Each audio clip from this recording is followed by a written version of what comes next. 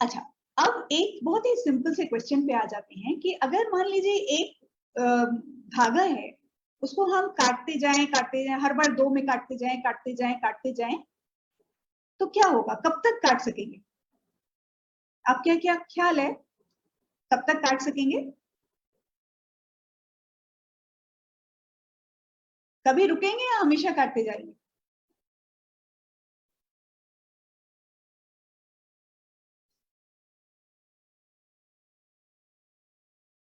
दोस्तों, जब तक आप जवाब नहीं देंगे मैं आगे बढ़ूंगी नहीं। इसलिए मेरी रिक्वेस्ट है आपसे कि आप फटाफट जवाब दें।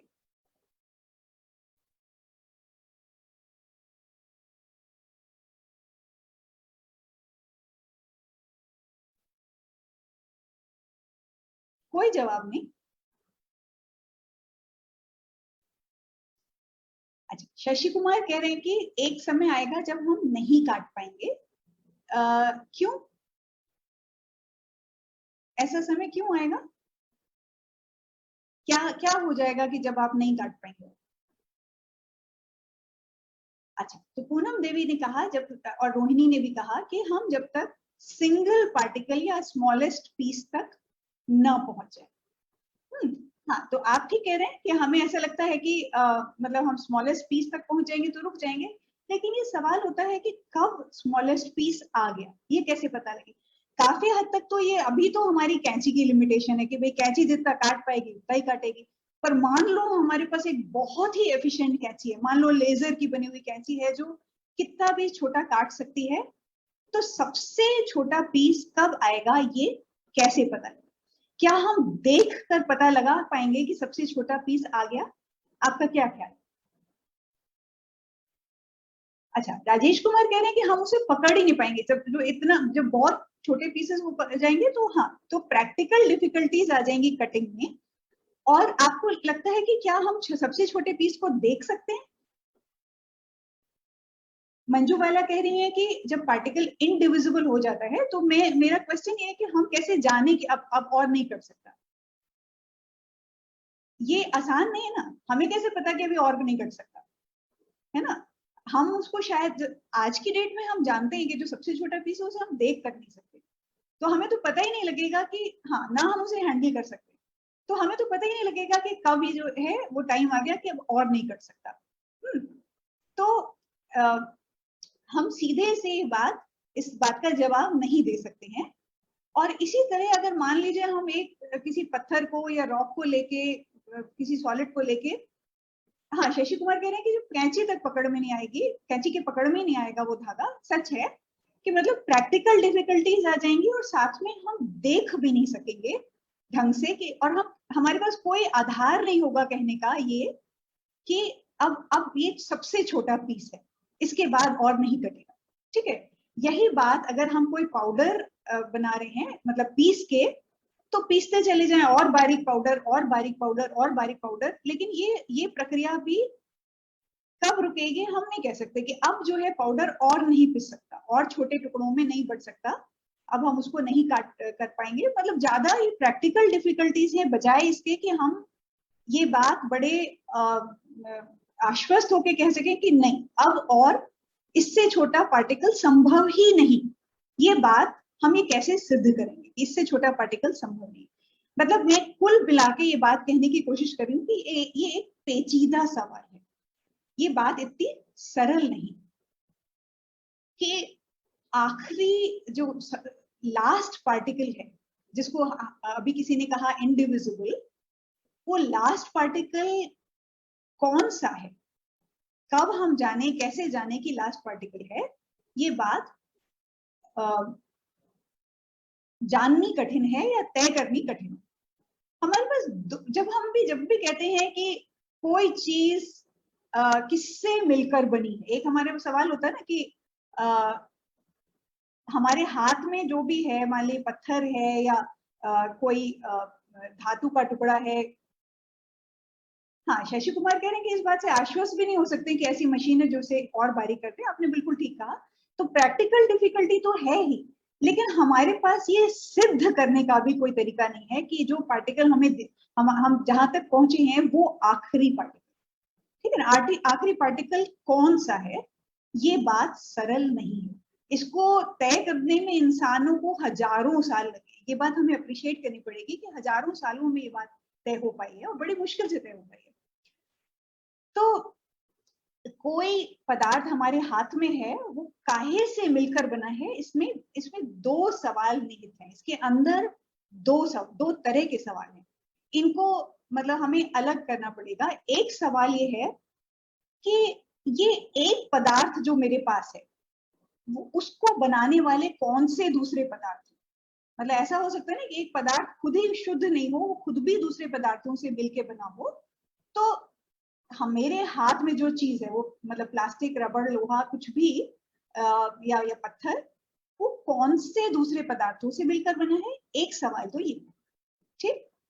और दूसरा सवाल ये है कि जो भी मेरे हाथ में पदार्थ है या मैटर है, उसकी आंतरिक संरचना, इंटरनल स्ट्रक्चर कैसा है, अंदर कैसी बनावट है उसकी। अंदर वो काहे से बना है, टुकड़ों से बना है, गोलों से बना है, रेशों से बना है, कैसा है अंदर दिखने में, उसका आंतरिक ढांचा कैसा है, ये एक दूसरा सवाल।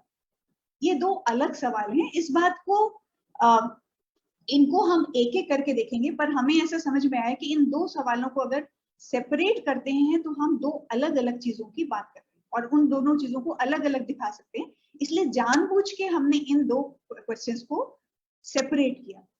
अब जैसे इसके लिए हमने एक आम जिंदगी का उदाहरण लिया है लड्डू का, क्योंकि लड्डू हम खुद बनाते हैं। तो हम अगर पहला सवाल पूछे कि लड्डू काहे से मिलकर बना है, तो मान लीजिए बेसन के लड्डू हैं, तो आप कह देंगे बेसन, घी और चीनी। कम से कम इतना तो ये तो डला ही होता है ना। तो इन तीन पदार्थों से मिलकर लड्डू बने, तो ये तो हुए पदार्थ जिनसे मिलकर लड्डू बने। लेकिन अगर हम पूछे कि लड्डू की आंतरिक संरचना कैसी है, इंटरनल स्ट्रक्चर कैसा है, कैसी अंदर की बनावट कैसी, तो आप कहेंगे कि वो छोटे छोटे पार्टिकल से मिलकर बने। ठीक है ना।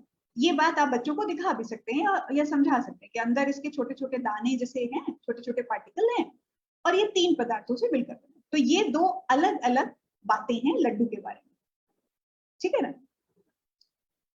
तो ऐसे ही हम मैटर के बारे में भी बात करें।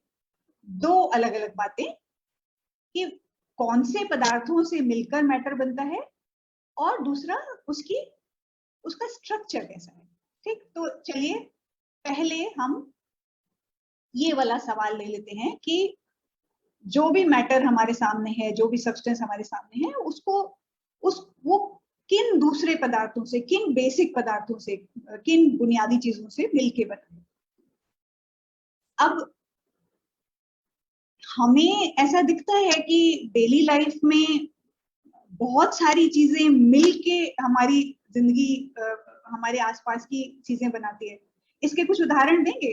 मतलब हमारे आसपास सब कुछ, नियरली सब कुछ, कुछ दूसरी चीजों से मिलकर बना है, तो कुछ उदाहरण दीजिए।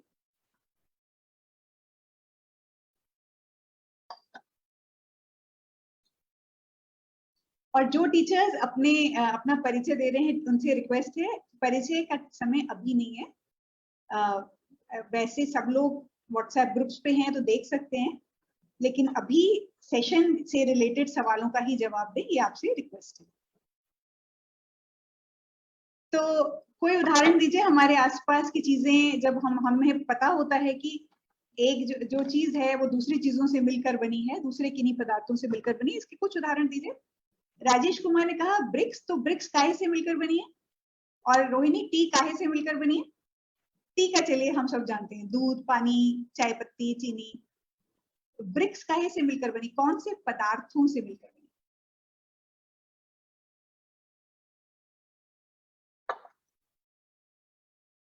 आपको बताना पड़ेगा। सुमनलता कह रही है चौक, चौक कौन से दूसरे पदार्थों से मिलकर बनी है। अच्छा, दौलत राम कह रहे हैं सॉइल एंड केमिकल। मतलब आप अगर ये ईंटों के लिए कह रहे हैं कि सॉइल और केमिकल से मिलकर बनी है, तो ठीक है, मैं मान लेती हूँ। सुमनलता, चौक काहे से मिलकर बनी, किन पदार्थों से मिलकर बनी। देखिए इस समय हमें पदार्थों का पूछ रहे हैं। रोहिणी कह रही है सॉइल वाटर से, यानी कि ब्रिक्स जो है सॉइल वाटर से मिलकर बनी। असल में तो वाटर को तो उड़ा दिया जाता है उसको गर्म करके, तो बेसिकली सॉइल से बनी है ब्रिक। फिर हमें पूछना पड़ेगा सॉइल किन पदार्थों से मिलकर बनी है ना। हाँ, एयर के बारे में हमने सुना है कि ऑक्सीजन नाइट्रोजन वाटर वेपर से मिलकर बनी है, बहुत सही। तो और कोई उदाहरण दे सकते हैं? हमारे आसपास की दुनिया में कोई चीज जिसको हम देख रहे हैं वो हमें मालूम है कि दूसरी चीजों से मिलकर बनी, दूसरे पदार्थों से। कोल्ड ड्रिंक, ठीक है, कोल्ड ड्रिंक में पानी है और उसमें चीनी और कुछ खट्टा, कार्बन डाइऑक्साइड वगैरह वगैरह डला हुआ है। पर ध्यान दीजिए दोस्तों, आप में से ज्यादातर लोग ऐसे उदाहरण दे रहे हैं, मिल्क बहुत अच्छा उदाहरण। तो दूध में पानी तो है ही है। पुष्पा ठाकुर ने कहा पानी जो है हाइड्रोजन और ऑक्सीजन से मिलकर बना है, बहुत बढ़िया उदाहरण। खीर ठीक है, दूध, चीनी, चावल, अगर चावल की खीर है। तो दोस्तों देखिए, हमारे पास दो टाइप के उदाहरण आ रहे हैं। आप ध्यान दीजिए, दो टाइप के उदाहरण खुद ही आ रहे हैं कि मतलब ये मिल के बना जब हम कहते हैं तो उसके दो अर्थ हैं, जिसपे मैं अभी आ रही हूं। और देखिए, उन दो अर्थों को शायद आप समझते हो। अच्छा, Q7 ने कहा ब्रिक्स जो है टाइनी सब्सटेंसेस है, आप कह रहे हैं टाइनी पार्टिकल्स से शायद मिलके बना है। लेकिन देखिए, ध्यान दीजिए, मैं इस समय पदार्थों की बात कर रही हूँ, इस समय उसकी बनावट या बुनावट की बात नहीं कर रही, स्ट्रक्चर की बात नहीं कर रही, ठीक है। मैं किन दूसरे पदार्थों से मिलकर ब्रिक्स बनी है, तो जैसे आप सॉइल वाटर वगैरह कहें या सॉइल केमिकल कहें तो मैं मानने को तैयार हूं, ठीक है। तो हमें दो तरह के उदाहरण आ रहे हैं जिस बात पे मैं अभी आ रही हूँ। पर आप देखेंगे ये दो बातें अगर आपको क्लियर भी हैं तो भी बच्चों को स्पष्ट नहीं होती और इंसानों को भी स्पष्ट नहीं थी हजारों सालों तक। ये बात धीरे धीरे समझ में आई है, जो असल में एक तरह से बहुत रहस्यमयी जैसी बात रही है हिस्टोरिकली। आज की डेट में हम उसे समझ पाए हैं, जिसपे हम उदाहरणों से आते हैं कि हमें बहुत सारी चीजें सिंपली मिक्स्ड भी नजर आती है। मतलब मिक्स का मतलब कि उनको सिर्फ एक दूसरे के साथ बस खाली घोल दिया गया है या मिक्स कर दिया गया है, मिला दिया गया है सिर्फ। तो जिनको हम मिक्सचर्स बोलते हैं और जिनको हम बड़े आसानी से अलग भी कर सकते हैं, है ना। मिक्सचर्स या मिश्रण जो है, मतलब दो या तीन चीजें या उससे ज्यादा चीजें को सिर्फ साथ में घोल घाल दिया जाए तो वो मिक्सचर्स है। और अब देखिए, यहाँ पे एक मिक्सचर को छान के, अलग अलग तरह की छन्नियों से छान के उसके जो कॉन्स्टिट्यूएंट्स हैं, उसके कंपोनेंट्स जो हैं, उनको अलग किया जा रहा है ना, साइज के आधार पे। छन्नियां जब भी हम इस्तेमाल करते हैं तो हम साइज के हिसाब से सेपरेशन कर रहे हैं, अलग कर रहे हैं। तो यहाँ जरा बताइए, इसको आप पहचान पा रहे हैं? यहाँ पे भी कोई मिक्सचर है और उसको सेपरेट करने के लिए कोई और तरीका यूज किया जा रहा है। यहाँ क्या तरीका यूज किया जा रहा है? राजेश कह रहे हैं कि children take milk as single matter. Yes, बच्चों को दूध एक ही चीज दिख सकती है, दिखती भी है अक्सर। हाँ, तो पूजा खरियाल ने कहा कि सॉल्ट है, लेकिन सॉल्ट और पानी को कैसे अलग किया जा रहा है यहाँ पे? एवेपोरेशन से। तो मतलब यहाँ पे क्योंकि एक चीज इन दोनों में से आसानी से एवेपोरेट हो सकती है, थोड़ी सी गर्मी से, धूप से एवेपोरेट हो सकता है पानी, इसलिए पानी का लो बॉइलिंग पॉइंट इस्तेमाल करके इवेपोरेशन के जरिए पानी और सॉल्ट को अलग किया जाता है। तो मिक्सचर को सेपरेट करने के में हम प्रॉपर्टीज का इस्तेमाल करते हैं। मिक्सचर में जो अलग अलग कॉन्स्टिट्यूएंट्स हैं उनकी प्रॉपर्टीज इस्तेमाल करके हम मिक्सचर्स को सेपरेट करते हैं। यहाँ देखिए, ये दही से मक्खन निकाला जा रहा है मथ करके। यहाँ आपको क्या लगता है कि कौन सी प्रॉपर्टी से सेपरेशन किया जा रहा है? कौन सी प्रॉपर्टी इनकी इस्तेमाल की जा रही है, मक्खन की और छाछ की? नीलम कुमारी कह रही है सेंट्रीफ्यूगल। देखिए, सेंट्रीफ्यूगल तो एक तरह से प्रक्रिया यहाँ की जा रही है, मतलब हम गोल गोल घुमा रहे हैं। लेकिन इन दोनों की क्या चीज भिन्न है मक्खन की और छाछ की, जिसकी वजह से सेपरेट हो जाते हैं? किसी ने कहा वाटर सॉल्युबिलिटी, पर कुछ लोगों ने कहा वेट। और हाँ, इनसॉल्युबल। असल में ये आपस में सॉल्युबल नहीं है, लेकिन पहले ये मक्खन जो है बहुत बारीक कणों के रूप में अंदर घुसा हुआ था, उसके ही दही के या छाछ के। लेकिन अब जो है, क्योंकि मक्खन कम डेंसिटी का है, कम घनत्व है, उसका वजन असल में छाछ से कम है, तो वो ऊपर फ्लोट कर जाता है। जब हम उसको इस तरह से चलाते हैं तो ऊपर वो तैरने लगता है, तो यहाँ उसकी कम डेंसिटी का इस्तेमाल करके उसको ऊपर तैराया जा रहा है। तो कई लोगों ने बिल्कुल सही कहा, इनसॉल्युबल भी है लेकिन डेंसिटी कम होने से ऊपर तैर गया, तो यहाँ सेपरेशन के लिए वो इस्तेमाल किया जा रहा है। पर ये सब उदाहरण जो हमें दिख रहे हैं वो मिक्सचर के हैं। लेकिन दोस्तों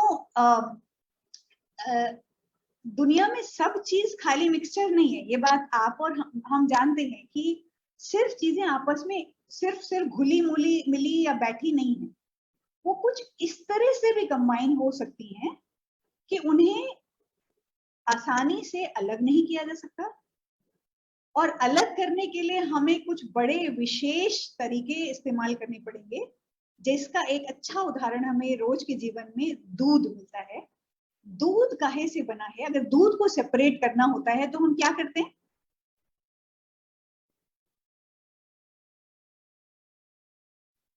दूध को अपने कॉन्स्टिट्यूएंट्स में, अपने वो क्या नाम, उसके लिए हिंदी में क्या शब्द होगा, जिनसे वो मिलकर बना है,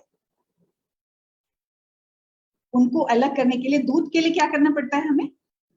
देखिए, एक तो है दूध में मलाई, मलाई तो खुद ही तैर जाती है, मक्खन की तरह मलाई भी कम डेंस होती है, ऊपर तैर जाती है। लेकिन खाली मलाई के साथ ही होता है। बाकी दूध जो है, अगर आप टोन्ड मिल्क सोचें तो टोन्ड मिल्क में मंजू कह रहे हैं बॉईल करने से भी केवल मलाई ऊपर आई। लेकिन शशि कुमार कह रहे हैं दूध को छान के, नहीं, दूध को छान कर भी आप खाली मलाई अलग कर सकते हैं, लेकिन मलाई अलग होने के बाद जो बिना मलाई का या बिना फैट का दूध है, तो यहाँ पे दौलत राम ने कुछ कहा जो मुझे समझ नहीं आया। उन्होंने कहा हैंस birds can separate water and milk. Rohini कह रही है सेंट्रीफुगेशन। पुष्पा ठाकर ने कहा दूध को फाड़ कर। कैसे फाड़ा जाता है? फाड़ना, दो हिस्सों में तोड़ना। ये तोड़ना कैसे होता है? जब हम पनीर बनाते हैं, लेमन, या मतलब दूध को गर्म करके उसमें नींबू का रस डालें। कई लोगों ने पनीर खुद बनाया होता है तो उन्हें पता होता है, लेकिन जिन्होंने नहीं बनाया उन्हें नहीं पता होता है। रेडमी कह रहे हैं मेकिंग कर्ड। मेकिंग कर्ड एक अलग प्रक्रिया है। यहाँ मैं सिर्फ दूध की बात कर रही हूँ कि दूध को अगर फाड़ा जाता है तो उसमें साइट्रिक एसिड या लेमन या कोई सा एसिड डालते हैं आप थोड़े गर्म दूध में, तो दूध अपने दो हिस्सों में टूट जाता है। ये अलग तरह का है, ये खाली मिश्रण वाला मामला नहीं है। देखिए, जब दूध दो हिस्सों में टूटता है, जो मैं अभी आपको स्क्रीन पे दिखा रही हूँ, तो ये ऐसा नहीं है कि मतलब खाली नीचे सफेद रंग का कुछ लिक्विड था और ये जो सॉलिड, जो पनीर आपको, या पनीर या छेना जिसको हम बोलते हैं, ये खाली सिर्फ आपस में एक साथ बैठे नहीं हुए थे या सिर्फ घुले हुए नहीं थे। इसमें एसिड डाल के कुछ नया हुआ है, इसमें कुछ अलग हुआ है।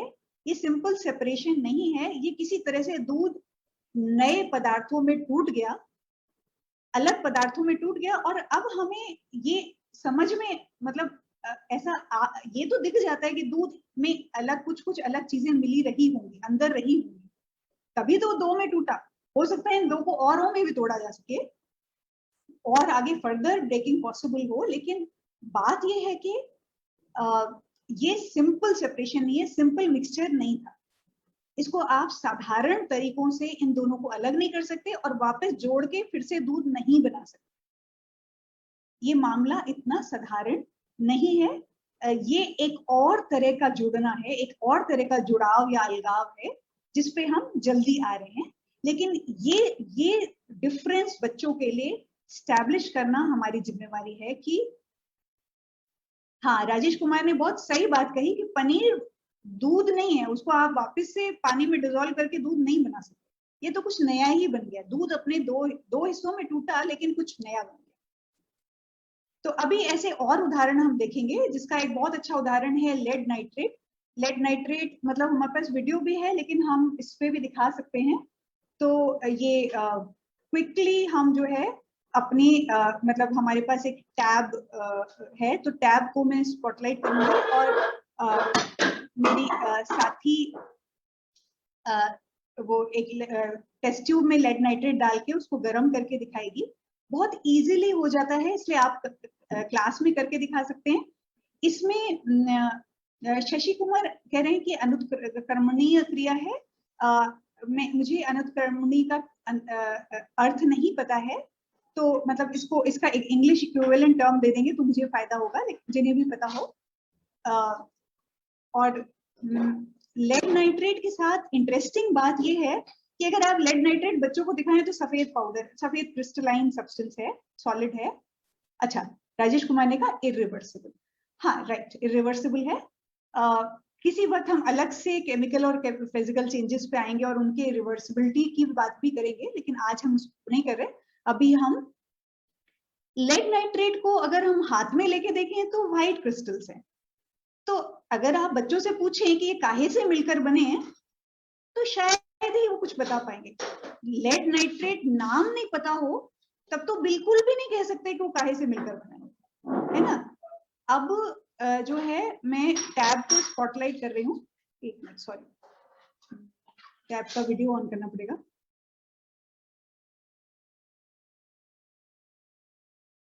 तो एक बार पहले जरा लेड नाइट्रेट दिखा दो। आप में से बहुत लोग परिचित होंगे, पर फिर भी ये देखिए कि सफेद क्रिस्टलाइन पाउडर है। अब कौन कह सकता है कि इसके अंदर लेड है या इसके अंदर नाइट्रोजन है या ऑक्सीजन है। मतलब पहली बात तो वही सब नहीं देखा होता बच्चों ने, पर इसके अंदर वो तीन चीजें हैं, मतलब ये तो सोचने लायक बात नहीं है। अब हमने टेस्ट ट्यूब पे जरा सा डालिए, बहुत जरा सा लेने की जरूरत है, बस एक ही छोटी चम्मच डालेंगे स्पैचुला, और उसके बाद इसको गर्म करना है। बस गर्म करने में खिड़कियां खुली रखनी पड़ती हैं, क्योंकि इससे जो गैस निकलती है वो इतनी गंदी होती है कि क्लास में सब लोग खांसने लग जाएंगे। तो हमने भी अपना दरवाजा खोल दिया है, और ये खूब चिट-चिट करके वो गैस छोड़ता है, चिट-चिट की आवाज आती है। वो पता नहीं आप सुन पाएंगे कि नहीं, देखेंगे हम वो साउंड ऑन करके, अगर आपको दिख सके तो। पर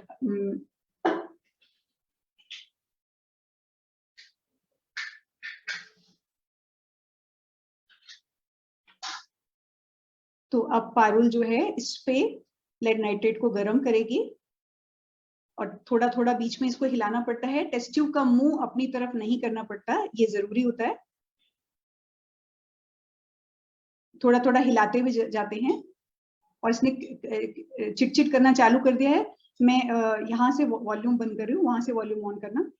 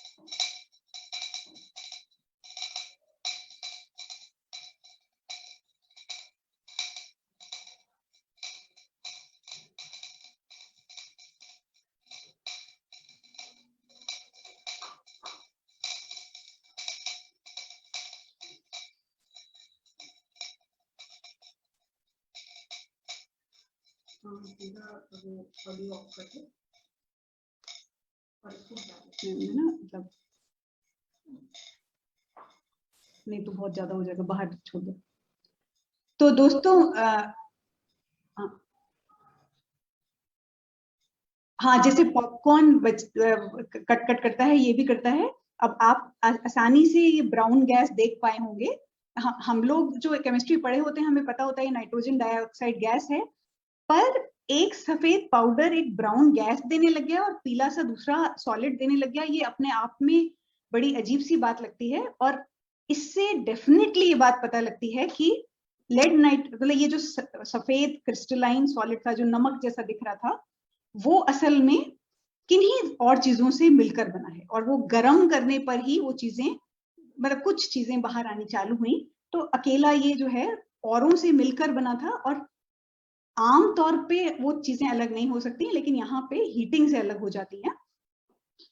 और फिर मतलब ये मतलब ब्राउन गैस की अगर कैरेक्टरिस्टिक्स दिखाएं या बात करें तो बहुत तीखी गैस है, नाइट्रोजन डाइऑक्साइड गैस है, बहुत तीखी है, बहुत खराब स्मेल है, बल्कि छींकने खांसने लगते हैं लोग।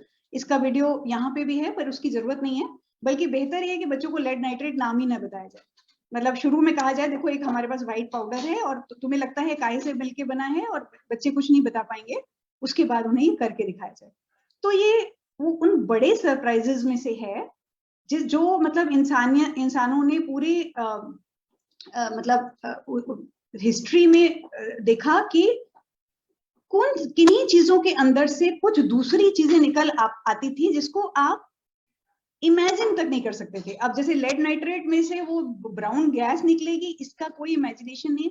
सारी ओर्स का अगर आप सोचें, अब ये सोचिए यहाँ पे हम स्क्रीन पे आपको कॉपर ओर दिखा रहे हैं, अयस्क। तो कॉपर ओर ऐसे मतलब हरे रंग की पत्थर सा लगता है और उसके अंदर से इस तरह का साफ सुथरा शुद्ध कॉपर निकल आता है, ये अपने आप में एक आश्चर्य। मतलब तो बहुत स्पष्ट रूप से ये जो पत्थर है ये और चीजों से मिलकर बना था, लेकिन कैसे मिली थी ये चीजें, कैसे अंदर अंदर ये सब कुछ था इसके अंदर, ये बात मतलब पहले तो नहीं समझी गई थी, आज हम इसको समझ पाए हैं। तो मेटल्स अपनी मेटल ओर से निकलते थे। फिर ये एक देखिए बहुत ही बढ़िया उदाहरण है कि अगर आप सफेद कागज लें या सफेद कपड़ा लें और उसको हल्का सा हल्की आंच के पास लाएं, तो कागज जो है वो झुलस के काला रंग देना शुरू कर देता है, कपड़ा भी झुलस के काला रंग देता है। और ये यहाँ पे जो है ये दिखाया गया है, ये चीनी है, चीनी को झुलसाया जाता है कंसंट्रेटेड सल्फ्यूरिक एसिड से, तो ये सब काला रंग देते हैं, यानी अपने अंदर प्रेजेंस ऑफ कार्बन का बहुत स्पष्ट सबूत दे रहे हैं, इनके अंदर कार्बन है। अब ये सोचिए कितनी अजीब बात है, सफेद कागज देख के या सफेद कपड़ा देख के कौन कह सकता है कि अंदर जो है काले रंग का कार्बन है। मतलब सफेद कपड़े में अंदर काले रंग का कार्बन है, ये बात बहुत ही अजीब है। मतलब एक अजीब सी रहस्यमयी जैसी बात लगती है। केमिस्ट्री के साथ ये है, केमिस्ट्री जब तक समझी नहीं जाए तब तक या तो वो जादू टोना लगती है या रहस्य लगती है। और हम में से कई लोग जानते हैं कि मतलब सैकड़ों सालों तक लोग जो है एक चीज को मतलब दूसरी चीजों को सोने में बदलने की कोशिश करते रहे या चीजों में से सोना निकालने की कोशिश करते रहे। मतलब उनको भी केमिस्ट्री उतनी जादूगरी दिखती थी जितनी मतलब जितनी हो सकता है बच्चे समझते हो। तो मतलब आज की डेट में हमें पता है कि हम किसी और चीज को सोने में नहीं बदल सकते, मतलब किसी और धातु को या किसी और सब्सटेंस को सोने में नहीं बदल सकते, पर हिस्टोरिकली लोग ऐसा विश्वास करते थे। तो यहाँ पे वो वीडियो है, ये मतलब एक्चुअल करके दिखाने में और बेहतर है ये, लेकिन मैं नहीं दिखा रही क्योंकि कंसंट्रेटेड सल्फ्यूरिक एसिड हैंडल करना थोड़ा सा खतरनाक होता है। लेकिन अगर चीनी के ऊपर सिर्फ जो है कंसंट्रेटेड सल्फ्यूरिक एसिड डालें,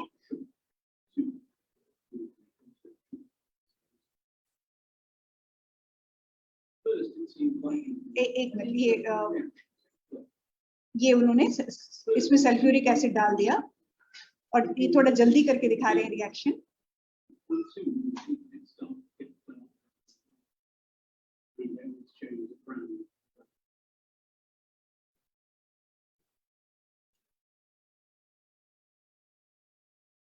तो एक काला से काला होता जाता है, क्योंकि आप में से कई लोग जानते होंगे कि मतलब सल्फ्यूरिक एसिड में पानी को खींचने की बहुत ज्यादा क्षमता होती है, तो वो शुगर मॉलिक्यूल में से वाटर को खींच लेता है अपनी तरफ, तो प्योर कार्बन बचता है और जो हमें बहुत जल्दी नजर आ जाता है।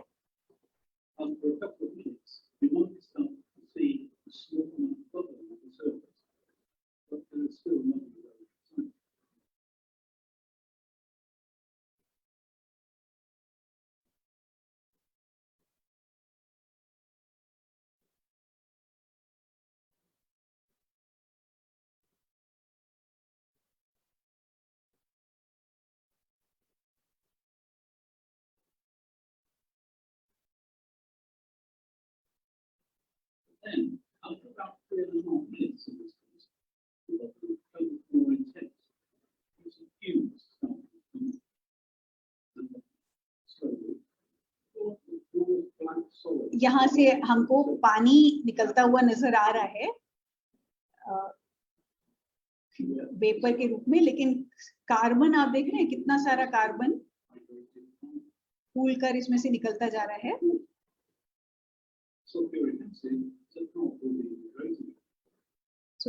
ये वीडियो कह भी रहा है कि सल्फ्यूरिक एसिड बहुत पावरफुल डिहाइड्रेटिंग एजेंट है। तो मतलब अब ऐसा कौन सोच सकता है, जिंदगी में हम चीनी खाते हैं, मीठी होती है, उसके अंदर ये काला कार्बन बसा हुआ है, ऐसा कौन सोच सकता है? मतलब आम जिंदगी के लिए तो ये रहस्यमयी या जादू जैसी बात है। इसीलिए केमिस्ट्री जो कुछ कहती है या जो सिखाती है वो पचाना थोड़ा मुश्किल होता है बच्चों के लिए, खास करके अगर आप थोड़ा सा बच्चों को कहने का मौका देंगे तो वो जो बातें हम उनसे कहते हैं कि कंपाउंड्स हैं और कंपाउंड जैसे से मिलकर बने हैं, वो इतना इसको पचा नहीं पाते। और इसमें हैरानी की बात नहीं है, इंसानों को मतलब खुद हजारों साल लगे, जो बात अच्छे साइंटिस्ट को नहीं समझ में आई तो बच्चों को हम कह रहे हैं कि भाई तुरंत बिलीव कर लो। तो ये बात हमें अच्छे से बच्चों को खोलकर समझानी पड़ेगी। तो अब जो है मैं मतलब यही दिखाने की कोशिश कर रही थी कि हिस्टोरिकली मतलब लोग बहुत समय तक ये मानते रहे कि पूरी दुनिया 4 या 5 एलिमेंट्स से या तत्वों से मिलकर बनी। तो आयुर्वेद भी मानता है कि पृथ्वी, वायु, धरती, वायु, जल, तेज, आकाश, ऐसे। और ये आयुर्वेद भी मानता है, हमारी सभ्यता भी मानती थी, और दुनिया की और कई सारी सिविलाइजेशंस ये बात मानती थी। मतलब ग्रीक्स का अपना वर्जन था इसका, चाइनीज का अपना वर्जन था, लेकिन ये 4 या 5 तत्वों वाली थ्योरी बहुत प्रचलित थी। आज भी मतलब हिंदुओं में ऐसा कहा जाता है कि हम मानव शरीर पंचभूतों का बना हुआ है, या हम जाके पंच तत्वों में विलीन हो गए, ऐसा जब भी किसी को जलाया जाता है तो कहा जाता है पंच तत्वों में विलीन। ये हमारी सभ्यता में बहुत गहरे बैठा हुआ है ये बिलीफ। लेकिन साइंस तो अब कुछ और जानती है, या साइंस ने अब कुछ और निकाला है। क्या निकाला है? तो सबसे पहली बात, एक तो ये पूछना पड़ेगा तत्व के मायने क्या। जब हम कह रहे तत्व या एलिमेंट, तो उसकी क्या खासियतें हैं? तो आपके हिसाब से क्या खासियतें हैं? तत्व कौन सा होना चाहिए? एलिमेंट किस चीज को हम तत्व बोलेंगे?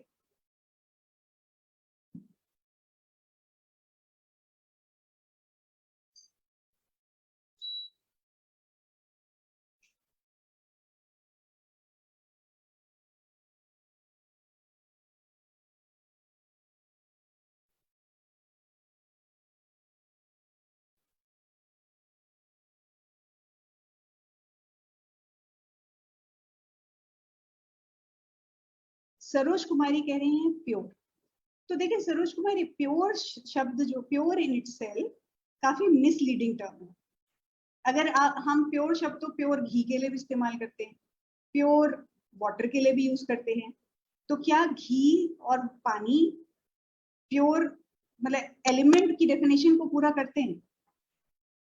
मंजू कुमारी कह रही है they are made of same atoms. आप सच कह रही हैं, लेकिन क्या है कि ये तो जब एटम्स समझ में आ गए, और एटम्स क्या बना है, और एटम्स कितनी तरह के होते हैं, और कैसे एक दूसरे से भिन्न होते हैं, ये सब समझ में आ गया, तब समझ में आएगा कि सेम एटम से बनी हुई चीज प्योर है या एलिमेंट है। लेकिन जब एटम नहीं समझ में आया, एटम का पता ही नहीं है, तब एलिमेंट को आप क्या बोलेंगे?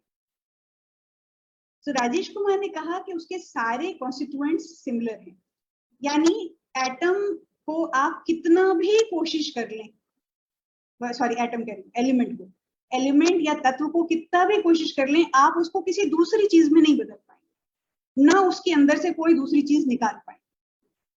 वो खुद से ही बना है, उसको आप किसी और चीज में नहीं बदल सकते अकेले उसको, या फिर मतलब एक एलिमेंट दूसरे में नहीं बदल सकता, जैसे आप लोहे को सोने में नहीं बदल सकते, और ना ही आप लोहे में से सोना या कुछ और निकाल सकते। केवल एक ही पदार्थ है, वो एक ही तरह का पदार्थ है। तो वन काइंड ऑफ पार्टिकल, देखिए वन काइंड ऑफ पार्टिकल भी मिसलीडिंग है। जब तक पार्टिकल नहीं समझ में आया, पार्टिकल में हम किस पार्टिकल की बात कर रहे हैं। वैसे तो हम कह सकते हैं कि लड्डू भी सारे लड्डू के पार्टिकल से बना हुआ है ना, या आटा जो है आटे के पार्टिकल से बना है, मिर्ची पाउडर मिर्ची के पार्टिकल से बना हुआ है, तो उससे बात साफ नहीं होती है। इसीलिए ये जब भी हम ये शब्द इस्तेमाल करते हैं प्योर और वन काइंड ऑफ पार्टिकल, तो हमें थोड़ा मंजू कह रही है कि can not break into smaller particles. देखिए पार्टिकल्स से एलिमेंट को डिफाइन करना थोड़ा मिसलीडिंग इसलिए हो सकता है कि मैंने जैसे उदाहरण दिया, हमें देखने में तो लगेगा हल्दी भी तो हल्दी के पार्टिकल से बनी है, मिर्ची भी तो मिर्ची के पार्टिकल से बनी है। मतलब आप कहें कि और छोटे पार्टिकल्स में नहीं तोड़ा जा सकता, तो आप हल्दी को पीस पीस के बिल्कुल बारीक चूरा बना के कह दे ये तो अब और छोटे में नहीं तोड़ा जा सकता, तो हल्दी मिर्ची आटा, तो वहां से बात साफ नहीं होती। तो एलिमेंट की जो वो है कैरेक्टरिस्टिक्स हैं या एलिमेंट को डिफाइन करने का तरीका, वो हम ऐसे बोलेंगे कि एलिमेंट की खासियतें क्या है कि एक तो पूरी दुनिया एलिमेंट से मिलकर बनी है, ठीक। एलिमेंट्स ही वो बुनियादी पदार्थ हैं, वो बेसिक सब्सटेंसेस हैं जिनसे पूरी दुनिया या दुनिया की सब चीजें मिलकर बनी हैं। और दूसरा तो यहाँ पे देखिए प्योर शब्द हमने भी इस्तेमाल किया, पर जानबूझ के ब्रैकेट में डाला है कि प्योर का मतलब ये यहाँ पे कि वो शुद्ध इस सेंस में है कि उसके अंदर कोई दूसरी चीज मिली हुई नहीं है, वो किसी दूसरी चीज से नहीं बन सकता है। Can not be made from another element, can not be converted to other element, can not be separated और ब्रोकन इनटू टू और मोर अदर कॉन्स्टिट्यूएंट एलिमेंट्स। ये बात अच्छे से समझनी और समझानी पड़ेगी कि मतलब एक एलिमेंट जो है वो कभी भी दूसरे में कन्वर्ट नहीं किया जा सकता। तो मतलब वो एकदम बुनियादी है। और दुनिया ये मानती थी कि हवा बुनियादी है, पानी बुनियादी है, आग बुनियादी है, मिट्टी बुनियादी है, मिट्टी या पृथ्वी जिसको बोला जाता था, और आकाश या स्पेस बुनियादी है। हाँ, पूजा क्रियाल कह रही है कि एलिमेंट वर्ड ही को एक्सप्लेन करना है, हाँ, पर उसको एक्सप्लेन करना इतना आसान नहीं है। मैं खाली यही कहने की कोशिश कर रही हूँ कि इसकी डेफिनेशन समझने के लिए इतनी सिंपल नहीं है। देखिए दौलत राम कह रहे हैं कि smallest particle which can not be broken further, इसमें थोड़ी समस्या है। मतलब मैं क्योंकि मैंने अभी जो आपको उदाहरण दिए, मतलब इसकी समझने में इसलिए समस्या आ सकती है कि अगर आटे को आपने पीस पीस के मैदा बना दिया या और बारीक कर दिया, तो मतलब आप कहेंगे कि क्या वो प्योर सब्सटेंस हो गया या वो एलिमेंट हो गया। सरोज कुमारी कह रही है कि by nuclear transmutation we can change one element to another. Yes, लेकिन मतलब कम से कम इस स्तर पे हम जहां बात कर रहे हैं, मतलब साधारण ऑर्डिनरी केमिकल रिएक्शन से तो वो संभव नहीं है। न्यूक्लियर ट्रांसम्यूटेशन एक बहुत ही स्पेशलाइज्ड और एडवांस्ड चीज है। तो अभी हम उस लेवल पे बात अगर नहीं करें तो हम कह सकते हैं कि एक एलिमेंट दूसरे में नहीं बदल सकता है ना। तो मतलब कम से कम एलिमेंट्स, कम से कम हमें आम जिंदगी में तो हम ये नहीं कह सकते कि लोहा सोने में बदल सकता है या सोना चांदी में बदल सकता है या सोना सल्फर में बदल सकता है वगैरह। हम एलिमेंट्स को ये मानकर चलते हैं कि वो सबसे बेसिक है और एक से दूसरे में नहीं बदलते, उनसे ही सारी चीजें, दुनिया की चीजें मिलके बनी है। तो सरोज कुमारी ने जो कहा वो गलत नहीं है, लेकिन वो है कि हम क्या एक बहुत स्पेशलाइज्ड और एडवांस्ड तरह के चेंजेस की बात करें क्या।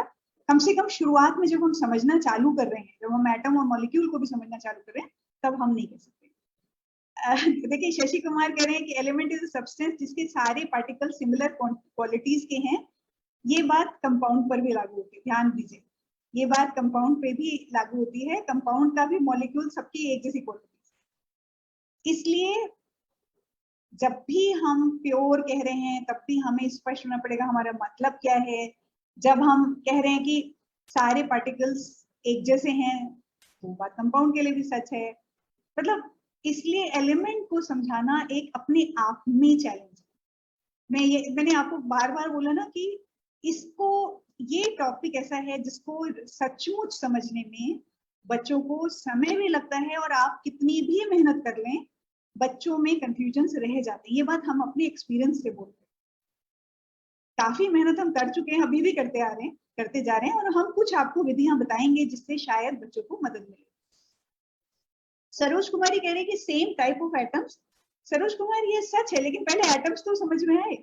सेम टाइप ऑफ एटम्स का मतलब क्या? जो बच्चा, जिसको एटम क्या है और कैसे दिखते हैं और सेम या अलग कैसे हो सकते हैं, जब तक वो बात नहीं समझ में आई तब तक एलिमेंट कैसे समझ में आएगा? पर एलिमेंट तो आप पहले समझाएंगी ना, या एटम पहले समझाएंगे।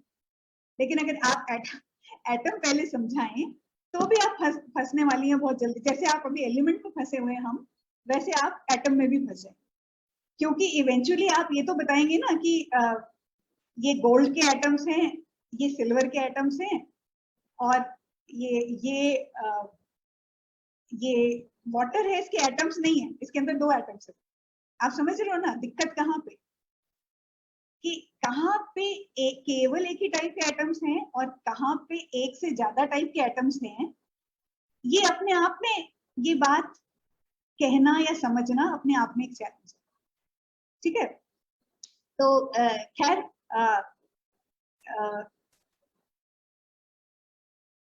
आगे बढ़ते हैं। तो एलिमेंट की कुछ परिभाषाएं हमने यहाँ पे लिखी, मतलब कुछ जरूरी परिभाषा लिखी, लेकिन जो ये 5 एलिमेंट पंचभूत या पंच तत्व वाली थ्योरी थी, इसको पहला बड़ा धक्का लगा लेवोइसियर से। इसीलिए लेवोइसियर को केमिस्ट्री का पितामह बोला जाता है, फादर ऑफ केमिस्ट्री बोला जाता है, क्योंकि लेवोइसियर ने एक कांच के बर्तन के अंदर ये हाइड्रोजन और ऑक्सीजन गैसों को आपस में मिलाकर, मतलब 2 गैसें भरी हाइड्रोजन, उसने बहुत ढेरों एक्सपेरिमेंट्स किए थे। हाइड्रोजन ऑक्सीजन आपस में मतलब भरी इस बल्ब के अंदर और एक इलेक्ट्रिक स्पार्क पास कर गया, तो तुरंत हाइड्रोजन जल के ऑक्सीजन से कंबाइन हो गई और अंदर पानी बन गया। तो जो 5 एलिमेंट थ्योरी थी वो तो क्रैश हो गई। उसमें से एक पानी था, पानी को ऐसा माना जाता था कि पानी सबसे बुनियादी है, पानी की नहीं और दूसरी चीजों से नहीं बन सकता है, या पानी को और चीजों में तोड़ा नहीं जा सकता है, इसने तो पानी बना के दिखा दिया। 2 गैसों से पानी बना के दिखा दिया, तो एक तत्व तो वहीं धराशायी हो गया, एक तत्व धराशायी हो गया। और ये करके दिखाना थोड़ा कठिन है, मतलब हाइड्रोजन को ऑक्सीजन में जलाना, मतलब जला तो लेंगे लेकिन पानी इकट्ठा करना थोड़ा कठिन काम है, लेकिन पानी को तोड़ना बहुत आसान है। पानी में से बिजली पास कर दे, पानी फट से टूट जाता है, जो भी हम आपको दिखाने वाले हैं। तो फिर से टैब पे हम आपको बस इसके लिए बस खाली एक बीकर में, कांच के किसी चीज में पानी लीजिए, पानी में विशुद्ध पानी ले लेंगे, मतलब जो आम नल का पानी होता है तो उसमें थोड़ा बहुत कुछ घुला ही होता है, तो मतलब बिल्कुल प्योर वाटर लेने के बजाय, यहाँ दिखा दो, यहाँ दिखा दो, तो मेरे को बस दे दो। तो या तो टैप वाटर ले लें, नहीं तो अगर आरओ वाटर लेंगे तो उसमें हल्का सा, जरा सा चुटकी भर नमक घोल दें। तो ये मैं आपके सामने अभी करके दिखा रही हूँ।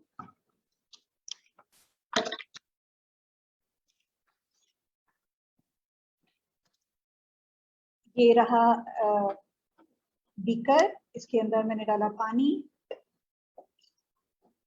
इसके अंदर अब मैं हल्का सा नमक घोल रही हूँ।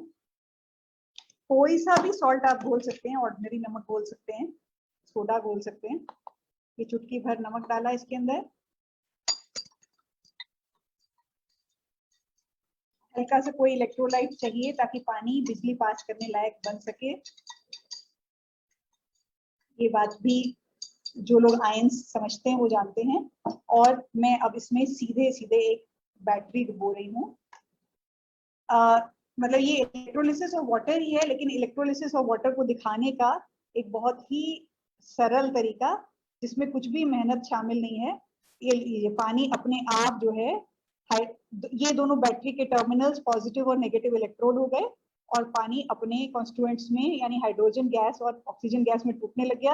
और हाइड्रोजन गैस तो अगर अच्छी बैटरी हो, नई बैटरी हो, तो खूब तेजी से निकलती है, मतलब उसके बुलबुले स्पष्ट नजर आ रहे हैं यहाँ पे।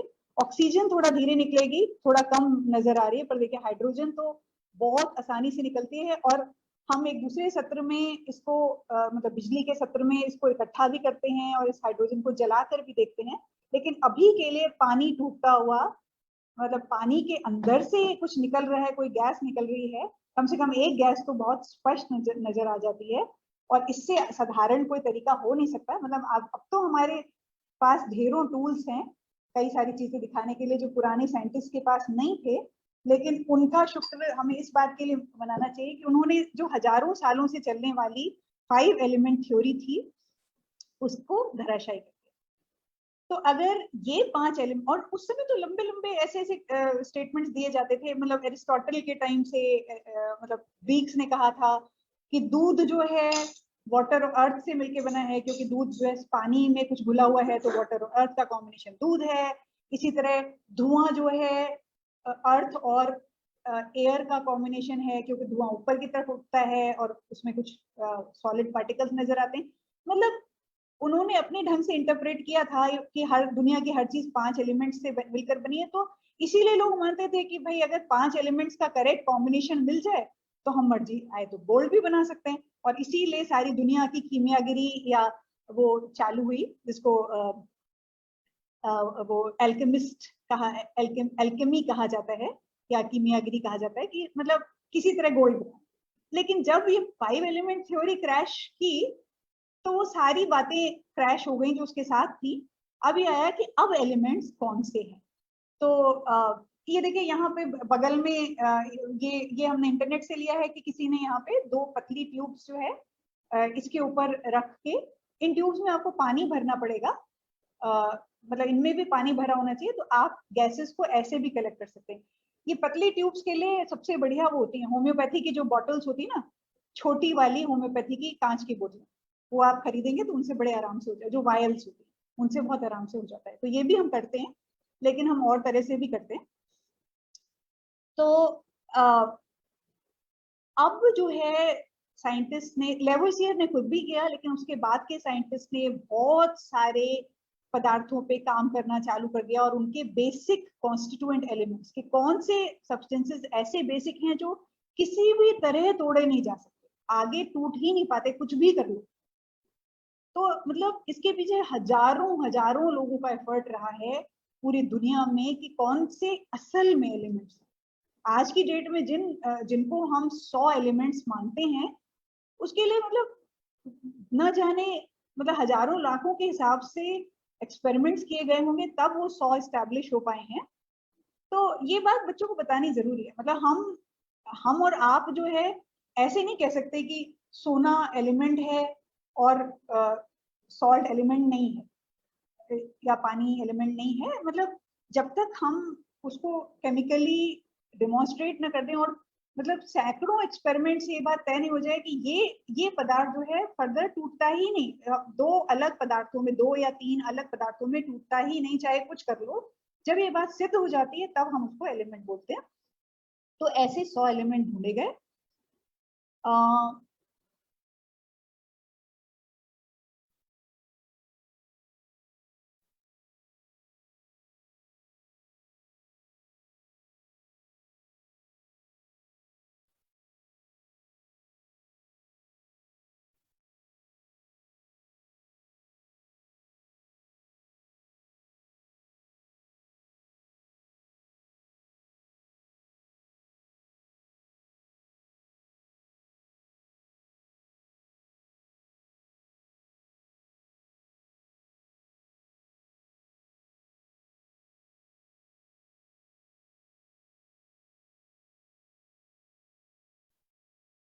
तो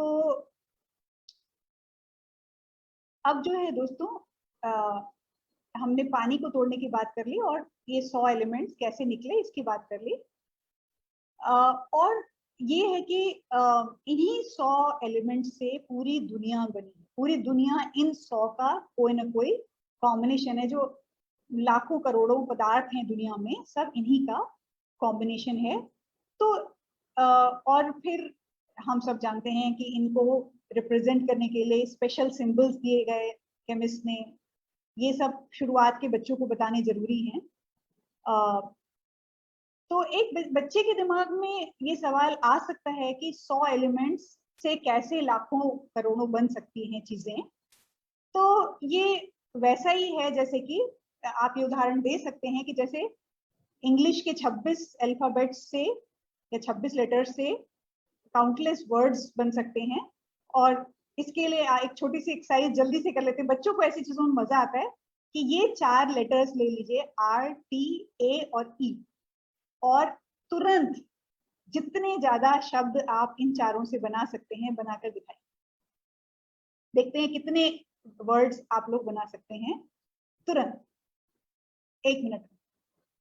RTAE, रैट, टीयर और रेट, और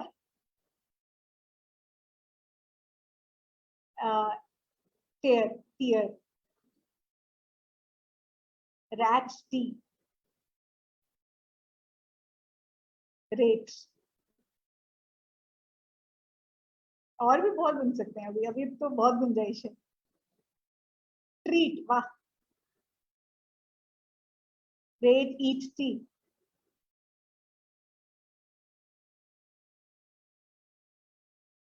ईट, एट,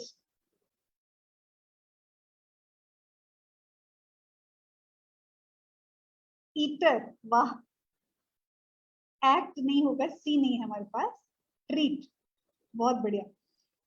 तो रोट, अच्छा ये वाला रोट थोड़ा गड़बड़ है, ओ नहीं है हमारे पास, ओ नहीं है।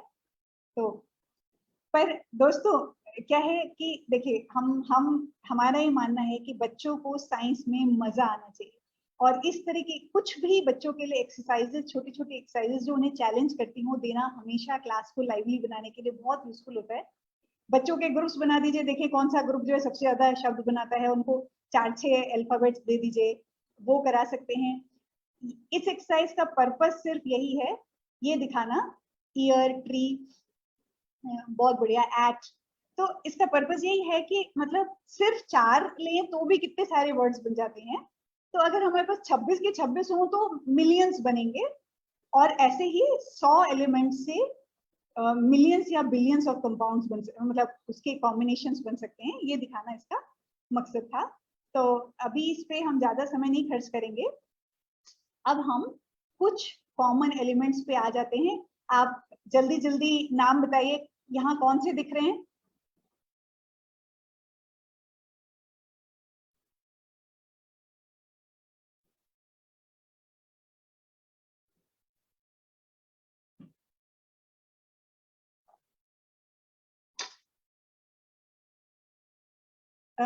लोग कह रहे हैं गोल्ड और सिल्वर, ये एक्चुअली गोल्ड और आयरन है। यहाँ पे गोल्ड है, राइट हैंड साइड पे आयरन है। ये क्या है?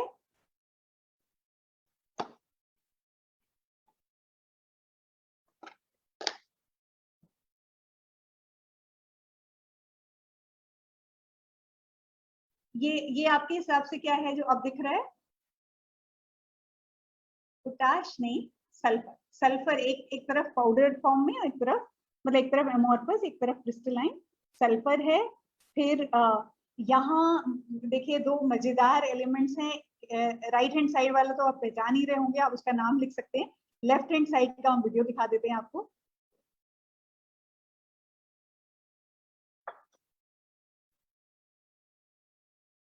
हाँ, लोगों ने मरकरी बोला, पर अभी जो हम देख रहे हैं ये कुछ और है।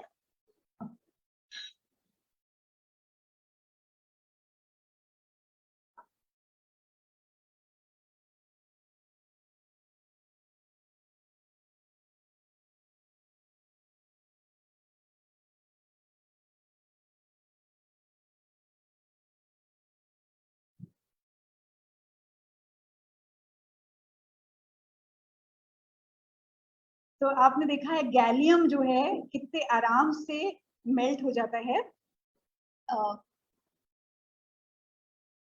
तो मतलब 30 डिग्री पे मेल्ट हो जाता है, तो यानी कि मतलब हिंदुस्तान की गर्मी में तो बहुत आराम से मेल्ट हो जाएगा। हल्का सा गर्म पानी ले लें तो भी मेल्ट हो जाएगा।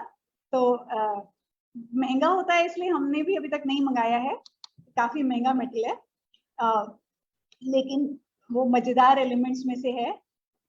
हाँ, पाम पे भी मेल्ट हो जाएगा। और मरकरी तो आप पहचानते ही हैं। फिर उसके बाद ये कोई गैस कर सकता है ये क्या है? ये एक एलिमेंट है।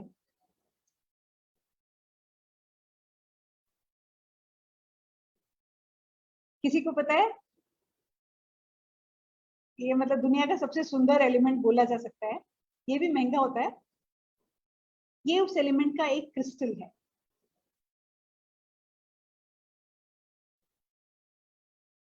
Any idea? नहीं, ये डायमंड नहीं है। ये देखिए मेरे पास एक असली भी है, ये बिस्मथ क्रिस्टल है। जरा मैं इसको ला कर दिखाती हूँ कैमरे के पास। मतलब इसमें आप जरा सा फॉर्मेशंस देखिए, ये सब नेचुरल फॉर्मेशंस है क्रिस्टलाइन सॉलिड की। और इसमें रंग जो है बिल्कुल मतलब जैसे इंद्रधनुषी रंग दिखते हैं बिस्मथ क्रिस्टल। ये भी काफी महंगा होता है, ये भी हमने करीब करीब 2000 रुपए का खरीदा था इतना सा क्रिस्टल। लेकिन फिर भी मतलब ये हम इसके प्राउड ओनर्स हैं। तो ये दुनिया के बहुत सुंदर एलिमेंट्स में से है बिस्मथ। हाँ, फिर तो बहुत सेंचुरीज के हार्ड वर्क के बाद हम जो है 100 तक पहुंच पाए, 5 से 100। तो दोस्तों अब जो है हमारे पास दूसरा क्वेश्चन है। यानी अभी तक हमने क्या बात करी थी कि दुनिया में जो कुछ, अभी हमने एटम की, देखिए ध्यान दीजिए, पहला क्वेश्चन जब हम एक्सप्लोर कर रहे थे तो हमने एटम की बात करनी थी, हमने एटम का नाम भी नहीं लिया। एटम तो सोचिए 150 साल पहले आया है, उसके पहले एलिमेंट कंपाउंड मिक्सचर की समझ आ चुकी थी। तो वो कैसे आई थी कि कौन सी चीजें हैं जो दूसरे, कौन से पदार्थ हैं जो दूसरों से मिलकर बने हैं और कौन से पदार्थ हैं जो अपने आप में बुनियादी हैं, संपूर्ण हैं, वो उनको हम तत्व या एलिमेंट बोलेंगे। तो वैसे तो अभी ब्रेक का टाइम नहीं हुआ है, पर मेरे को लगता है कि ब्रेक हमें ले लेनी चाहिए, क्योंकि अब मैं दूसरे टॉपिक पे जा रही हूँ। तो मेरी घड़ी के हिसाब से 12:08 हुए हैं। ऑर्डिनरी केमिकल रिएक्शन से तो वो संभव नहीं है। न्यूक्लियर ट्रांसम्यूटेशन एक बहुत ही स्पेशलाइज्ड और एडवांस्ड चीज है। तो अभी हम उस लेवल पे बात अगर नहीं करें तो हम कह सकते हैं कि एक एलिमेंट दूसरे में नहीं बदल सकता है ना। तो मतलब कम से कम एलिमेंट्स, कम से कम हमें आम जिंदगी में तो हम ये नहीं कह सकते कि लोहा सोने में बदल सकता है या सोना चांदी में बदल सकता है या सोना सल्फर में बदल सकता है वगैरह। हम एलिमेंट्स को ये मानकर चलते हैं कि वो सबसे बेसिक है और एक से दूसरे में नहीं बदलते, उनसे ही सारी चीजें, दुनिया की चीजें मिलके बनी है। तो सरोज कुमारी जी ने कहा वो गलत नहीं है, लेकिन वो है कि हम क्या एक बहुत स्पेशलाइज्ड और एडवांस्ड तरह के चेंजेस की बात करें क्या। कम से कम शुरुआत में जब हम समझना चालू कर रहे हैं, जब हम एटम और मॉलिक्यूल को भी समझना चालू करें, तब हम नहीं कर सकते। देखिए शशि कुमार कह रहे हैं कि एलिमेंट इज अ सब्सटेंस जिसके सारे पार्टिकल सिमिलर क्वालिटीज के हैं। ये बात कंपाउंड पर भी लागू होती है, ध्यान दीजिए, ये बात कंपाउंड पे भी लागू होती है। कंपाउंड का भी मॉलिक्यूल सबकी एक जैसी क्वालिटी। इसलिए जब भी हम प्योर कह रहे हैं तब भी हमें स्पष्ट होना पड़ेगा हमारा मतलब क्या है। जब हम कह रहे हैं कि सारे पार्टिकल्स एक जैसे हैं, तो बात कंपाउंड के लिए भी सच है। मतलब इसलिए एलिमेंट को समझाना एक अपने आप में चैलेंज है। मैंने आपको बार बार बोला ना कि इसको, ये टॉपिक ऐसा है जिसको सचमुच समझने में बच्चों को समय भी लगता है, और आप कितनी भी मेहनत कर लें बच्चों में कंफ्यूजन रह जाते हैं। ये बात हम अपने एक्सपीरियंस से बोलते हैं। काफी मेहनत हम कर चुके हैं, अभी भी करते जा रहे हैं, और हम कुछ आपको विधियां बताएंगे जिससे शायद बच्चों को मदद मिले। सरोज कुमारी कह रहे हैं कि same type of atoms. Saroj Kumari ये सच है, लेकिन पहले एटम्स तो समझ में आए। सेम टाइप ऑफ एटम्स का मतलब क्या? जो बच्चा, जिसको एटम क्या है और कैसे दिखते हैं और सेम या अलग कैसे हो सकते हैं, जब तक वो बात नहीं समझ में तब तक एलिमेंट कैसे समझ में आएगा? पर एलिमेंट तो आप पहले समझाएंगे ना, या एटम पहले समझाएंगे। लेकिन अगर आप एटम पहले समझाएं तो भी आप फंसने वाली हैं बहुत जल्दी। जैसे आप अभी एलिमेंट में फंसे हुए हैं हम, वैसे आप एटम में भी फंसे, क्योंकि इवेंचुअली आप ये तो बताएंगे ना कि ये गोल्ड के एटम्स हैं, ये सिल्वर के एटम्स हैं, और ये वाटर है, इसके एटम्स नहीं है, इसके अंदर 2 एटम्स है।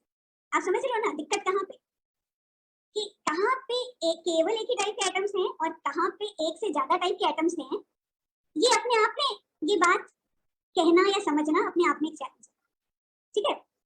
तो खैर आगे बढ़ते हैं।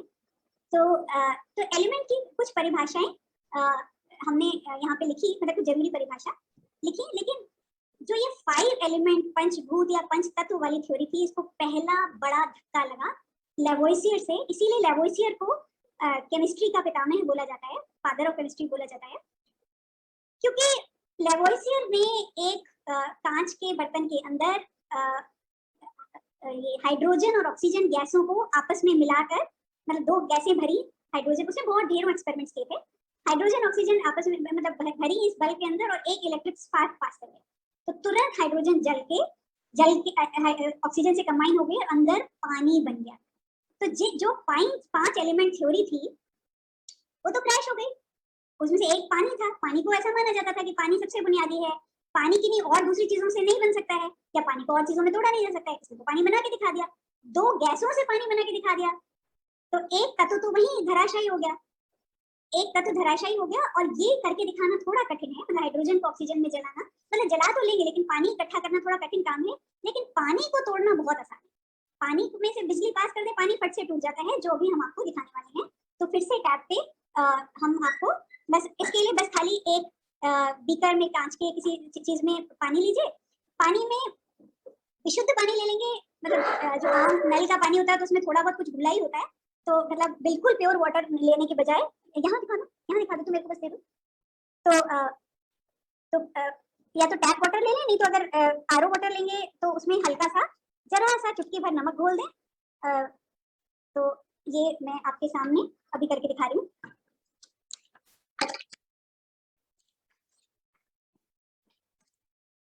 ये रहा बीकर, इसके अंदर मैंने डाला पानी, इसके अंदर अब मैं हल्का सा नमक घोल रही हूँ, कोई सा भी सॉल्ट आप घोल सकते हैं, ऑर्डिनरी नमक घोल सकते हैं, सोडा घोल सकते हैं। ये चुटकी भर नमक डाला इसके अंदर, हल्का सा कोई इलेक्ट्रोलाइट चाहिए ताकि पानी बिजली पास करने लायक बन सके। ये बात भी जो लोग आयंस समझते हैं वो जानते हैं। और मैं अब इसमें सीधे सीधे एक बैटरी डुबो रही हूँ। मतलब ये इलेक्ट्रोलिसिस ऑफ वाटर ही है, लेकिन इलेक्ट्रोलिसिस ऑफ वाटर को दिखाने का एक बहुत ही सरल तरीका, जिसमें कुछ भी मेहनत शामिल नहीं है। ये पानी अपने आप जो है, ये दोनों बैटरी के टर्मिनल्स पॉजिटिव और नेगेटिव इलेक्ट्रोड हो गए और पानी अपने कॉन्स्टिट्यूएंट्स में यानी हाइड्रोजन गैस और ऑक्सीजन गैस में टूटने लग गया। और हाइड्रोजन गैस तो अगर अच्छी बैटरी हो, नई बैटरी हो, तो खूब तेजी से निकलती है, मतलब उसके बुलबुले स्पष्ट नजर आ रहे हैं यहाँ पे।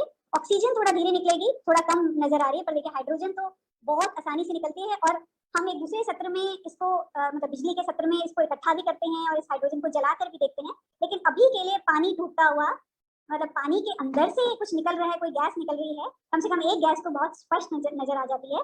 और इससे साधारण कोई तरीका हो नहीं सकता। मतलब अब तो हमारे पास ढेरों टूल्स हैं कई सारी चीजें दिखाने के लिए, जो पुराने साइंटिस्ट के पास नहीं थे। लेकिन उनका शुक्र हमें इस बात के लिए मनाना चाहिए कि उन्होंने जो हजारों सालों से चलने वाली 5 एलिमेंट थ्योरी थी उसको धराशायी कर दिया। तो अगर ये 5 एलिमेंट, और उस समय तो लंबे लंबे ऐसे ऐसे स्टेटमेंट्स दिए जाते थे, मतलब एरिस्टोटल के टाइम से मतलब ग्रीक्स ने कहा था कि दूध जो है वाटर और अर्थ से मिलकर बना है, क्योंकि दूध जो है पानी में कुछ घुला हुआ है, तो वाटर और अर्थ का कॉम्बिनेशन दूध है। इसी तरह धुआं जो है अर्थ और एयर का कॉम्बिनेशन है, क्योंकि धुआं ऊपर की तरफ उठता है और उसमें कुछ सॉलिड पार्टिकल्स नजर आते हैं। मतलब उन्होंने अपने ढंग से इंटरप्रेट किया था कि हर दुनिया की हर चीज 5 एलिमेंट्स से मिलकर बनी है। तो इसीलिए लोग मानते थे कि भाई अगर 5 एलिमेंट्स का करेक्ट कॉम्बिनेशन मिल जाए तो हम मर्जी आए तो गोल्ड भी बना सकते हैं। और इसीलिए सारी दुनिया की कीमियागिरी या वो चालू हुई, जिसको वो एल्केमिस्ट कहा, एल्केमी कहा जाता है या कीमियागिरी कहा जाता है, कि मतलब किसी तरह गोल्ड बना। लेकिन जब ये 5 एलिमेंट थ्योरी क्रैश की तो वो सारी बातें क्रैश हो गई जो उसके साथ थी। अब ये आया कि अब एलिमेंट्स कौन से हैं। तो ये देखिए यहाँ पे बगल में ये हमने इंटरनेट से लिया है कि किसी ने यहाँ पे 2 पतली ट्यूब्स जो है इसके ऊपर रख के, इन ट्यूब्स में आपको पानी भरना पड़ेगा, मतलब इनमें भी पानी भरा होना चाहिए, तो आप गैसेस को ऐसे भी कलेक्ट कर सकते हैं। ये पतली ट्यूब्स के लिए सबसे बढ़िया वो होती है होम्योपैथी की जो बॉटल्स होती है ना, छोटी वाली होम्योपैथी की कांच की बोतल, वो आप खरीदेंगे तो उनसे बड़े आराम से हो जाए, जो वायल्स होती है उनसे बहुत आराम से हो जाता है। तो ये भी हम करते हैं, लेकिन हम और तरह से भी करते हैं। तो अब जो है साइंटिस्ट ने, लेवोसियर ने खुद भी किया, लेकिन उसके बाद के साइंटिस्ट ने बहुत सारे पदार्थों पे काम करना चालू कर दिया और उनके बेसिक कॉन्स्टिट्यूएंट एलिमेंट्स के कौन से सब्सटेंसेस ऐसे बेसिक हैं जो किसी भी तरह तोड़े नहीं जा सकते, आगे टूट ही नहीं पाते कुछ भी कर लो। तो मतलब इसके पीछे हजारों हजारों लोगों का एफर्ट रहा है पूरी दुनिया में कि कौन से असल में एलिमेंट्स। आज की डेट में जिनको हम 100 एलिमेंट्स मानते हैं, उसके लिए मतलब न जाने मतलब हजारों लाखों के हिसाब से एक्सपेरिमेंट्स किए गए होंगे तब वो 100 एस्टैब्लिश हो पाए हैं। तो ये बात बच्चों को बतानी जरूरी है। मतलब हम और आप जो है ऐसे नहीं कह सकते कि सोना एलिमेंट है और सॉल्ट एलिमेंट नहीं है या पानी एलिमेंट नहीं है। मतलब जब तक हम उसको केमिकली डेमोन्स्ट्रेट न कर दें और मतलब सैकड़ों एक्सपेरिमेंट से ये बात तय नहीं हो जाए कि ये पदार्थ जो है फर्दर टूटता ही नहीं, दो अलग पदार्थों में, 2 या 3 अलग पदार्थों में टूटता ही नहीं, चाहे कुछ कर लो, जब ये बात सिद्ध हो जाती है तब हम उसको एलिमेंट बोलते हैं। तो ऐसे 100 एलिमेंट ढूंढे गए।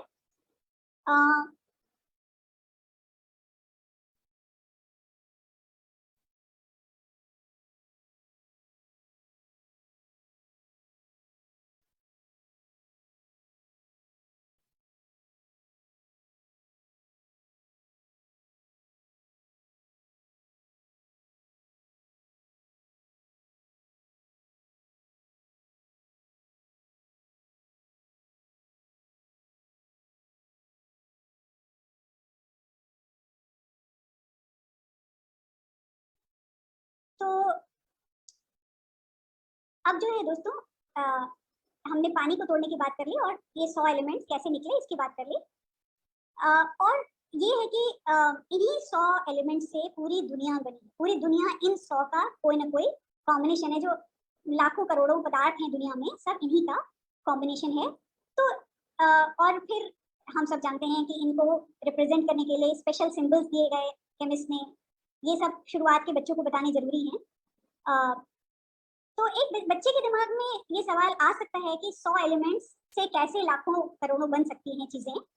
तो ये वैसा ही है जैसे कि आप ये उदाहरण दे सकते हैं कि जैसे इंग्लिश के 26 अल्फाबेट्स से या 26 लेटर से काउंटलेस वर्ड्स बन सकते हैं।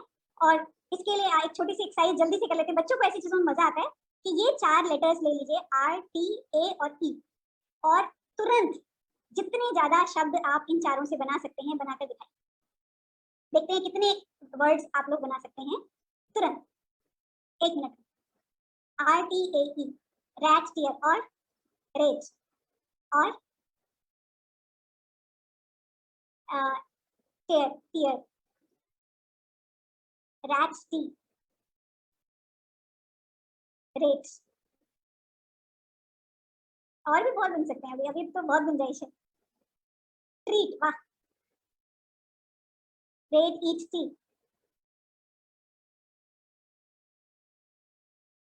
ईट, एट,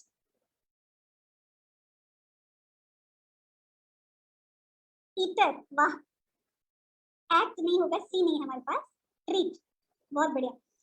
तो रोट, अच्छा ये वाला रोट थोड़ा गड़बड़ है, ओ नहीं है हमारे पास, ओ नहीं है। तो पर दोस्तों क्या है कि देखिए हम हमारा ये मानना है कि बच्चों को साइंस में मजा आना चाहिए। और इस तरह की कुछ भी बच्चों के लिए एक्सरसाइजेस, छोटी छोटी एक्सरसाइजेस जो उन्हें चैलेंज करती हूँ देना, हमेशा क्लास को लाइवली बनाने के लिए बहुत यूजफुल होता है। बच्चों के ग्रुप्स बना दीजिए, देखिए कौन सा ग्रुप जो है सबसे ज्यादा शब्द बनाता है, उनको 4-6 अल्फाबेट्स दे दीजिए, वो करा सकते हैं। इस एक्सरसाइज का पर्पस सिर्फ यही है, ये दिखाना, ईयर, ट्री, बहुत बढ़िया, एक्ट। तो इसका पर्पस यही है कि मतलब सिर्फ 4 लें तो भी कितने सारे वर्ड्स बन जाते हैं। तो अगर हमारे पास 26 के 26 हो तो मिलियंस बनेंगे। और ऐसे ही 100 एलिमेंट्स से मिलियंस या बिलियंस ऑफ कंपाउंड्स बन सकते, मतलब उसके कॉम्बिनेशंस बन सकते हैं। ये दिखाना इसका मकसद था। तो अभी इस पे हम ज्यादा समय नहीं खर्च करेंगे। अब हम कुछ कॉमन एलिमेंट्स पे आ जाते हैं। आप जल्दी जल्दी नाम बताइए, यहाँ कौन से दिख रहे हैं?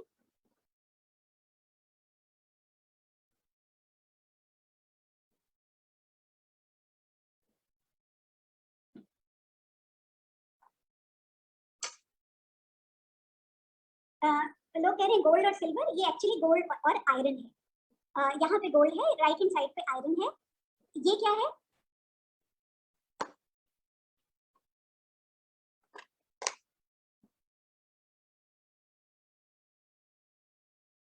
ये आपके हिसाब से क्या है जो अब दिख रहा है? पोटाश नहीं, सल्फर। सल्फर एक तरफ पाउडर फॉर्म में, एक तरफ मतलब एक तरफ एमोर्फस, एक तरफ क्रिस्टलाइन। सल्फर है। फिर यहाँ देखिए दो मजेदार एलिमेंट्स हैं। राइट हैंड साइड वाला तो आप पहचान ही रहे होंगे, आप उसका नाम लिख सकते हैं। लेफ्ट हैंड साइड का हम वीडियो दिखा देते हैं आपको।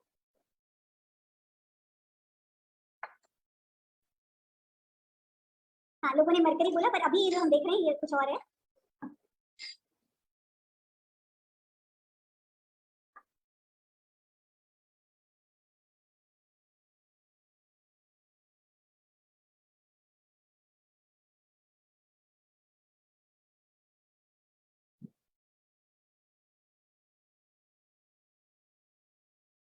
तो आपने देखा है गैलियम जो है कितने आराम से मेल्ट हो जाता है। तो मतलब 30 डिग्री पे मेल्ट हो जाता है, तो यानी कि मतलब हिंदुस्तान की गर्मी में तो बहुत आराम से मेल्ट हो जाएगा। हल्का सा गर्म पानी ले लें तो भी मेल्ट हो जाएगा।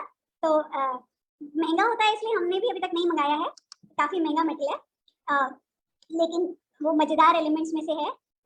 हाँ, पाम पे भी मेल्ट हो जाएगा। और मरकरी तो आप पहचानते ही हैं। फिर उसके बाद ये कोई गैस कर सकता है ये क्या है? ये एक एलिमेंट है।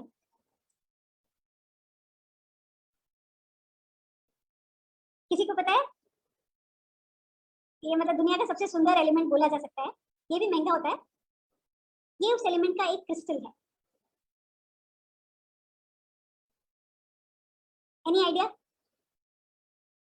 नहीं, ये डायमंड नहीं है। ये देखिए मेरे पास एक असली भी है। ये बिस्मथ क्रिस्टल है। जरा मैं इसको ला कर दिखाती हूँ कैमरे के पास। मतलब इसमें आप जरा सा फॉर्मेशंस देखिए, ये सब नेचुरल फॉर्मेशंस है क्रिस्टलाइन सॉलिड की। और इसमें रंग जो है बिल्कुल मतलब जैसे इंद्रधनुषी रंग दिखते हैं बिस्मथ क्रिस्टल। ये भी काफी महंगा होता है। ये भी हमने करीब करीब 2000 रुपए का खरीदा था इतना सा क्रिस्टल। लेकिन फिर भी मतलब ये हम इसके प्राउड ओनर्स हैं। तो ये दुनिया के बहुत सुंदर एलिमेंट्स में से है बिस्मथ। हाँ, फिर तो बहुत सेंचुरीज के हार्ड वर्क के बाद हम जो है 100 तक पहुंच पाए, 5 से 100। तो दोस्तों अब जो है हमारे पास दूसरा क्वेश्चन है। यानी अभी तक हमने क्या बात करी थी कि दुनिया में जो कुछ, अभी हमने एटम की, देखिए ध्यान दीजिए, पहला क्वेश्चन जब हम एक्सप्लोर कर रहे थे तो हमने एटम की बात करनी थी। हमने एटम का नाम भी नहीं लिया। एटम तो सोचिए 150 साल पहले आया है। उसके पहले एलिमेंट कंपाउंड मिक्सचर की समझ आ चुकी थी। तो वो कैसे आई थी कि कौन सी चीजें हैं जो दूसरे, कौन से पदार्थ हैं जो दूसरों से मिलकर बने हैं और कौन से पदार्थ हैं जो अपने आप में बुनियादी हैं, संपूर्ण हैं, वो उनको हम तत्व या एलिमेंट बोलेंगे। तो वैसे तो अभी ब्रेक का टाइम नहीं हुआ है, पर मेरे को लगता है कि ब्रेक हमें ले लेनी चाहिए क्योंकि अब मैं दूसरे टॉपिक पे जा रही हूँ। तो मेरी घड़ी के हिसाब से 12:08 हुए हैं। तो हम 12:18 पे आ जाएंगे। तो अभी 10 मिनट का ब्रेक लेते हैं।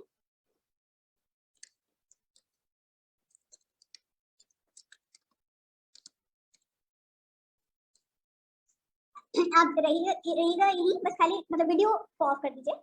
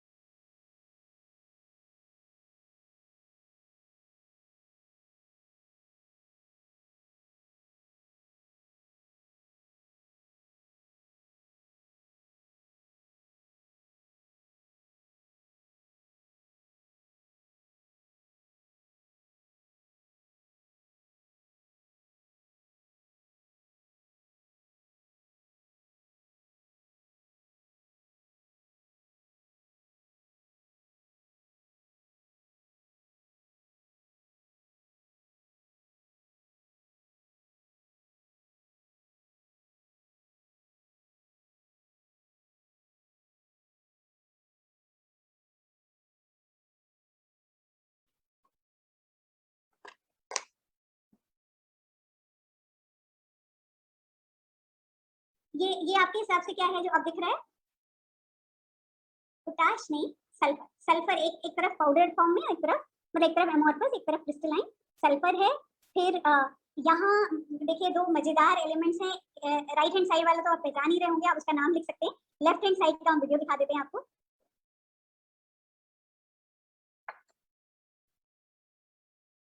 हाँ, लोगों ने मरकरी बोला, पर अभी ये जो हम देख रहे हैं ये कुछ और है।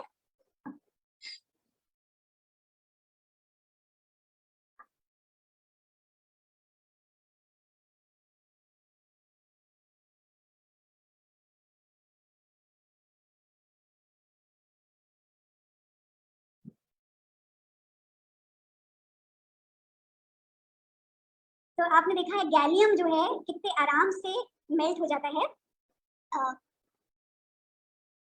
तो मतलब 30 डिग्री पे मेल्ट हो जाता है, तो यानी कि मतलब हिंदुस्तान की गर्मी में तो बहुत आराम से मेल्ट हो जाएगा। हल्का सा गर्म पानी ले लें तो भी मेल्ट हो जाएगा।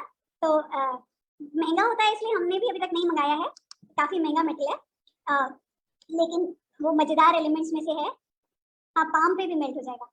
और मरकरी तो आप पहचानते ही हैं। फिर उसके बाद ये कोई गैस कर सकता है ये क्या है? ये एक एलिमेंट है।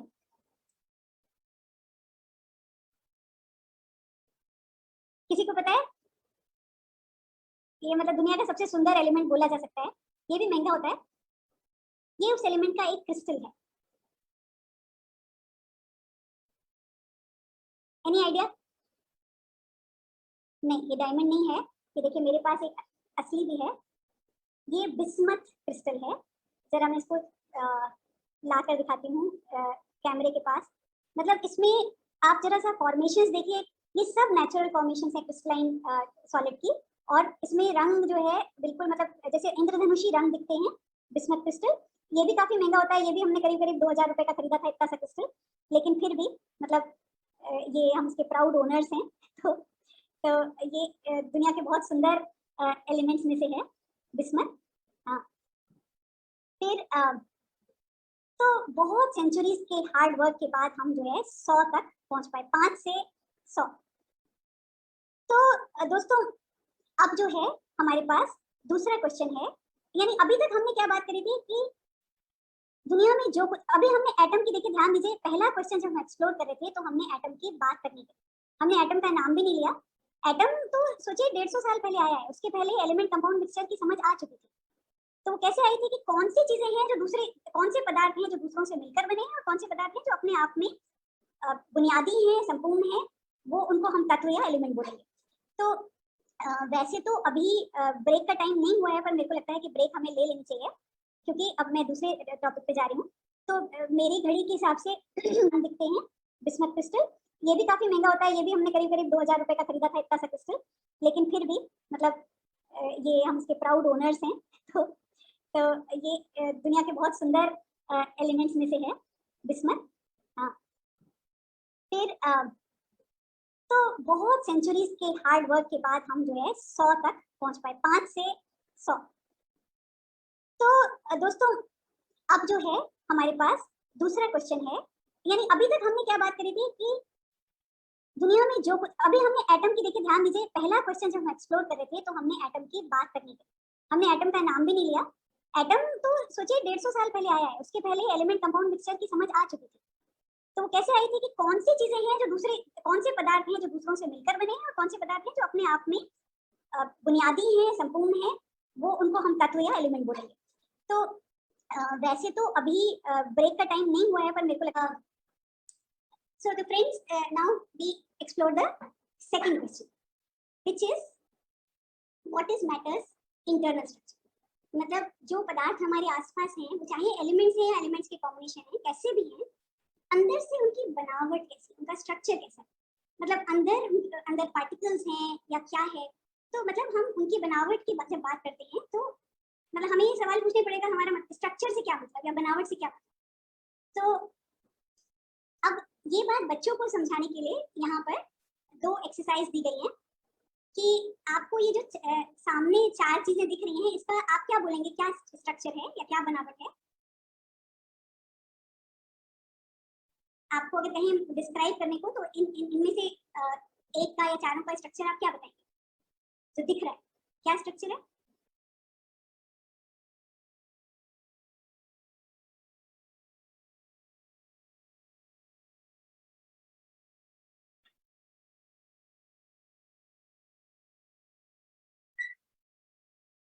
सरोज कुमारी कह रही है पैकिंग। नहीं, मेरा मतलब ये है कि पैकिंग किस तरह की है। पैकिंग तो मतलब ठीक आप ठीक कह रहे हैं कि चारों में है, लेकिन किस तरह की पैकिंग है, मतलब ये काहे से बने हुए हैं या अंदर का ढांचा किस तरह का है।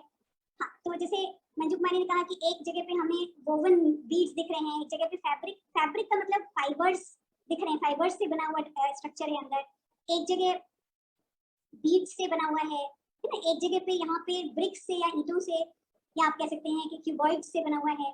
यहाँ पे मतलब फाइबर के भी दो तरह के, यहाँ पे फाइबर्स इरेगुलरली लगे हुए हैं, यहाँ पे फाइबर्स रेगुलरली, फाइबर्स या थ्रेड्स रेगुलरली अरेंज्ड हैं, है ना। तो क्लोजली पैक तो सभी में है, पर मतलब ये है कि ये हम इसकी बनावट कह सकते हैं या स्ट्रक्चर कह सकते हैं, ठीक है। यहाँ पे स्ट्रक्चर बताइए। हाँ, इंटरमिंगल्ड फाइबर्स सही है। तो यहाँ पे, यहाँ ये जो चार अब दिख रहे हैं, इनका क्या कैसा स्ट्रक्चर है?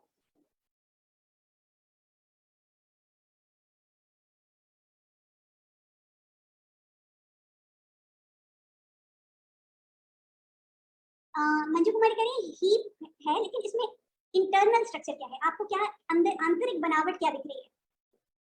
तो एक जगह पे वोवन है, एक जगह पे स्टैक स्टैक या ढेरी जो है, एक जगह पे यहाँ पे डिस्क्स की या कॉइन्स की ढेरी है, एक जगह पे डिस्क की ढेरी है, एक जगह पर जैसे मंजू कुमारी ने कहा वूंड, मतलब ये आपस में बुने हुए फाइबर्स हैं, लिपटे हुए फाइबर्स हैं। एक जगह हीप है, लेकिन काहे का हीप है? अगर आप कहें कि ये हीप है तो मतलब आंतरिक बनावट का मतलब है कि हम कहें कि ये छोटे पार्टिकल्स का हीप है, छोटे पार्टिकल्स का ढेर है।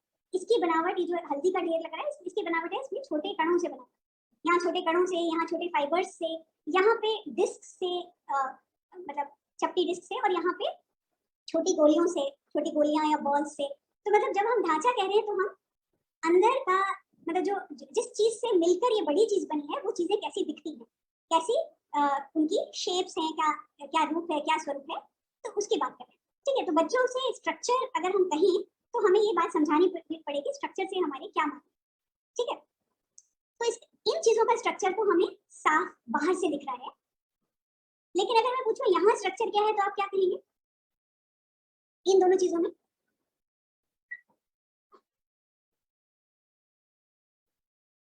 क्या स्ट्रक्चर है? सरोज कुमारी कह रही है क्यूबॉइड। सरोज कुमारी, मैं एक्सटर्नल स्ट्रक्चर की, एक्सटर्नल शेप की बात नहीं कर रही, मैं इंटरनल स्ट्रक्चर यानी उस मटेरियल के अंदर, मटेरियल अंदर काहे से बना हुआ है, वो मतलब अंदर किस तरह की बनावट से बना हुआ है, अंदर किस तरह की शेप्स हैं, किस तरह का अरेंजमेंट है, कैसा पैटर्न है, वो उसके बारे में क्या कह सकती है? मंजू कुमारी कह रही है ग्लास फिल्ड विद वाटर, वो तो इसका बाहरी हमें स्वरूप नजर आ रहा है। मेरा बार बार मैं इंटरनल स्ट्रक्चर कह रही हूँ, अंदर ये जो पानी है अंदर कैसे बना हुआ है, अंदर इसकी बनावट कैसी है, इसी तरह ये जो कांच है इसके अंदर की बनावट कैसी है। तो पुष्पा ठाकुर ने कहा loosely packed particles. Pushpa Thakur, loosely packed particles तो हमें कहीं नहीं दिख रहे, कहाँ दिख रहे? अगर आप, वो तो पूरा ट्रांसपेरेंट है ना, तो लूजली पैक्ड पार्टिकल्स पानी में दिख रहे हैं ना, कांच में कोई पार्टिकल्स दिख रहे हैं, कांच ट्रांसपेरेंट है। यानी इन दोनों सब्सटेंसेस में, और ऐसे ही दुनिया में हजारों सब्सटेंसेस में कोई ढांचा नजर नहीं आता। असल में सच बात तो ये है कि मैटर का आंतरिक ढांचा हम आंखों से नहीं देख सकते। अगर वो आंखों से दिखाई देता तो प्रॉब्लम ही क्या थी, पर आंखों से हम नहीं देख सकते अंदर इसके क्या है, कुछ नहीं पता। सच पूछो तो अगर यही सवाल मैं पूछूं कि अगर इनमें भी अगर एक फाइबर निकाल ले तो वो फाइबर अंदर से कैसा है तो नहीं पता, यहाँ एक कॉइन अंदर से कैसा है नहीं पता, इनमें से एक कण ले लें, चाहे आप राई का या हल्दी का एक कण ले लें, वो कण अंदर से कैसा है वो नहीं पता। हाँ, we have never seen atom, तो कम से कम हिस्टोरिकली तो एटम किसी को नजर नहीं आया था ना। तो ये कहना बहुत मुश्किल था कि अंदर मैटर के अंदर क्या है, वो दो पदार्थों से या चार पदार्थों से और पदार्थों से तो बना है, लेकिन अंदर का स्ट्रक्चर क्या है? दौलत राम कह रहे हैं अंदर वैकेंट प्लेस है, ये भी हमें कैसे पता? Cell made of numerous atoms, वो बात सच है, सेल में भी नहीं, लेकिन किसी भी चीज में हमें नहीं दिखाई देता, नेकेड आई से दिखाई नहीं देता है, उसका कोई प्रूफ भी नहीं मिलता है। एटम्स हैं या एटम्स होते हैं, ये बात भी आसानी से थोड़ी नहीं मिलती। तो हम पावरफुल से पावरफुल माइक्रोस्कोप लगा दे तो भी अंदर का ढांचा नहीं नजर आता है ना, मतलब 1000 गुना मैग्निफिकेशन भी कर ले, 10,000 गुना मैग्निफिकेशन भी कर ले, तब भी नहीं नजर आता है। मतलब इलेक्ट्रॉन माइक्रोस्कोप से भी नजर नहीं आता है, और हिस्टोरिकली तो इलेक्ट्रॉन माइक्रोस्कोप नहीं थी ना। मतलब तो ये है कि एटम, मतलब ये क्वेश्चन कि मतलब मैटर काहे का बना है, ये हजारों सालों से परेशान करने वाला क्वेश्चन था। जैसे जो साइंटिस्ट ने जो जैसे सरोज कुमारी कह रही है कि सारे मॉडल्स जो है साइंटिस्ट ने दिए वो ऑब्जर्वेशन पे बेस्ड है, आपने बिल्कुल सही कहा, लेकिन कैसे ऑब्जर्वेशन से हमने अंदाज लगाया कि एटम होते हैं, एटम्स और मॉलिक्यूल्स हैं, ये कैसे पता लगा? तो मतलब ये डिबेट या अंदर जो हिडन स्ट्रक्चर है उसके बारे में मतलब बहुत लंबे समय तक डिबेट हुई, बहुत ज्यादा इस पे अलग अलग व्यूज थे, और दो मेन अपोजिंग व्यू ये थे कि एक व्यू तो ये था, मतलब ग्रीक्स के टाइम से चालू करें तो डेमोक्रिटस ने कहा था या हमारे यहाँ महर्षि कर्णाद ने कहा था कि मैटर पार्टिकल्स से बना हुआ है। ये एटोमोस शब्द जो है डेमोक्रिटस का दिया हुआ था कि वो कोई छोटे कणों से बना है, मैटर, सारा मैटर कोई छोटे कणों से बना है। लेकिन एरिस्टोटल जैसा बड़ा थिंकर ये बोलता था कि मैटर तो कंटिन्यूस है, कण नहीं है, पूरी जगह भरी हुई, सारी स्पेस फिल्ड है। तो मतलब ये क्वेश्चन था कि मान लो किसी तरह से हम इसको और बड़ा और बड़ा और बड़ा और बड़ा करके देख पाते तो अंदर हमें पार्टिकल्स दिखेंगे या सारा भरा हुआ भरी हुई जगह दिखेगी, मतलब ऐसा या ऐसा, ऐसा दिखेगा पूरा भरा हुआ मैटर, या उसमें छोटे छोटे कण दिखेंगे जिसके बीच में खाली स्पेस हो, ऐसा होगा या ऐसा होगा? तो ये बात आसानी मतलब बहुत हजारों सालों तक सेटल नहीं हो पाई थी। मतलब इसको मतलब ऐसे भी दिखा सकते हैं कि ये नारंगी रंग की कोई चीज है तो नारंगी अंदर तक भरा हुआ है, या नारंगी रंग के पार्टिकल्स है और बीच में खाली जगह, ये है या ये? तो इसका जवाब जैसा कि अभी अभी सरोज कुमारी कह रही थी कि बहुत सारी मतलब सरोज कुमारी ने कहा पार्टिकल्स विद स्पेस, ये बात हम आज जानते हैं या आज हमें साइंटिस्ट ने बताई, लेकिन ये भी साइंटिस्ट भी इस निष्कर्ष तक कैसे पहुंचे अगर हम ये सोचें तो उसके बारे में मतलब मैं डिटेल में नहीं जा रही हूँ, लेकिन एक तो ये दिखा कि पानी को उबालें तो पानी बहुत बड़ी स्पेस घेर लेता है, तो अगर कंटिन्यूअस मैटर है तो मतलब कंटिन्यूअस मैटर एक कप जो है पूरा कमरा कैसे घेर लेगा? छोटे छोटे पार्टिकल्स होंगे तो बिखर जाएंगे, बीच में खाली स्पेस होगी तो स्पेस बड़ी हो सकती है। तो ये दिखा कि पानी स्टीम बन के बहुत फैल जाता है, या गैसेस अगर है पूरी फैली हुई उनको आप कंप्रेस करके बहुत छोटी जगह में ला सकते हैं। ये बात रॉबर्ट बॉयल ने देखी थी कि गैसेस बहुत आराम से कंप्रेस हो सकती हैं। रदरफोर्ड का अल्फा बीटा एक्सपेरिमेंट जो है एटम के अंदर के पार्टिकल्स के बारे में था, सब एटॉमिक पार्टिकल्स के बारे में, वो एटम के खुद के बारे में नहीं था। एटम के खुद के बारे में जो एविडेंस थी वो तब आई जब केमिकल रिएक्शंस को बहुत ध्यान से ऑब्जर्व किया गया और अलग अलग चीजों के वजन लिए गए, मतलब उनके मास नापे गए। उसको हम वेट बोले या मास बोले, असल में मास बोलना ज्यादा करेक्ट है, लेकिन मास को भी हम वजन करके ही पता करते हैं, तो इसलिए वेइंग कही हुई है। तो यहाँ पे न्यूक्लियस की बात नहीं हो रही है, यहाँ पे बात हो रही है कि एटम खुद होते हैं, हर चीज एटम से बनी है। ये कैसे पता लगा?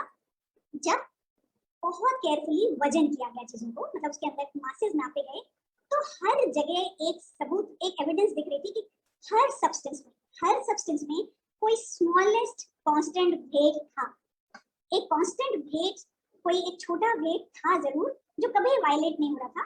इसका उदाहरण मतलब ये कैसे पता लगा, इसको अभी हम 2-3 उदाहरणों से समझाते हैं। जैसे प्राउस्ट ने जब ये बनाया कॉपर कार्बोनेट बनाया, 3 चीजें को आपस में रिएक्ट करके, मतलब अगर वो उसने 5 ग्राम कॉपर लिया, 4 ग्राम ऑक्सीजन ली और 1 ग्राम कार्बन लिया तो 10 ग्राम कॉपर कार्बोनेट बना, ठीक है।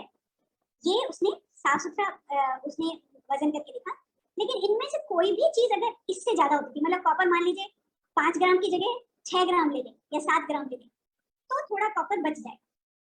कोई चीज मतलब अगर इससे कहीं पे भी कोई चीज ज्यादा होगी तो वो बच जाएगी, कोई चीज अगर कम होगी तो उसके इसी प्रोपोर्शन में रिएक्शन हो पाएगा, बाकी फालतू सब बच जाएगा। मतलब चीजें आपस में वेट्स का एक फिक्स्ड रेशियो मेंटेन कर रही थी हमेशा। वो वेट का फिक्स्ड रेशियो, यहाँ पे वो रेशियो है 5:4:1।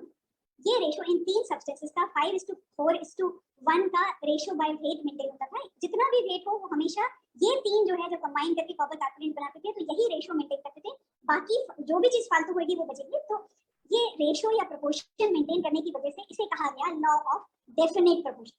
जैसे चीजें जब कंबाइन करके नया सब्सटेंस बनाती हैं, केमिकल रिएक्शन करती हैं, तो एक डेफिनेट प्रोपोर्शन मास का मेंटेन होता है, ये लॉ ऑफ डेफिनेट प्रोपोर्शंस था। ये टेक्स्ट बुक्स में मेंशन भी होता है, लेकिन इसका कभी उदाहरण नहीं दिए जाते या समझाया नहीं जाता है, इसीलिए हम इसको समझाने की कोशिश कर रहे हैं।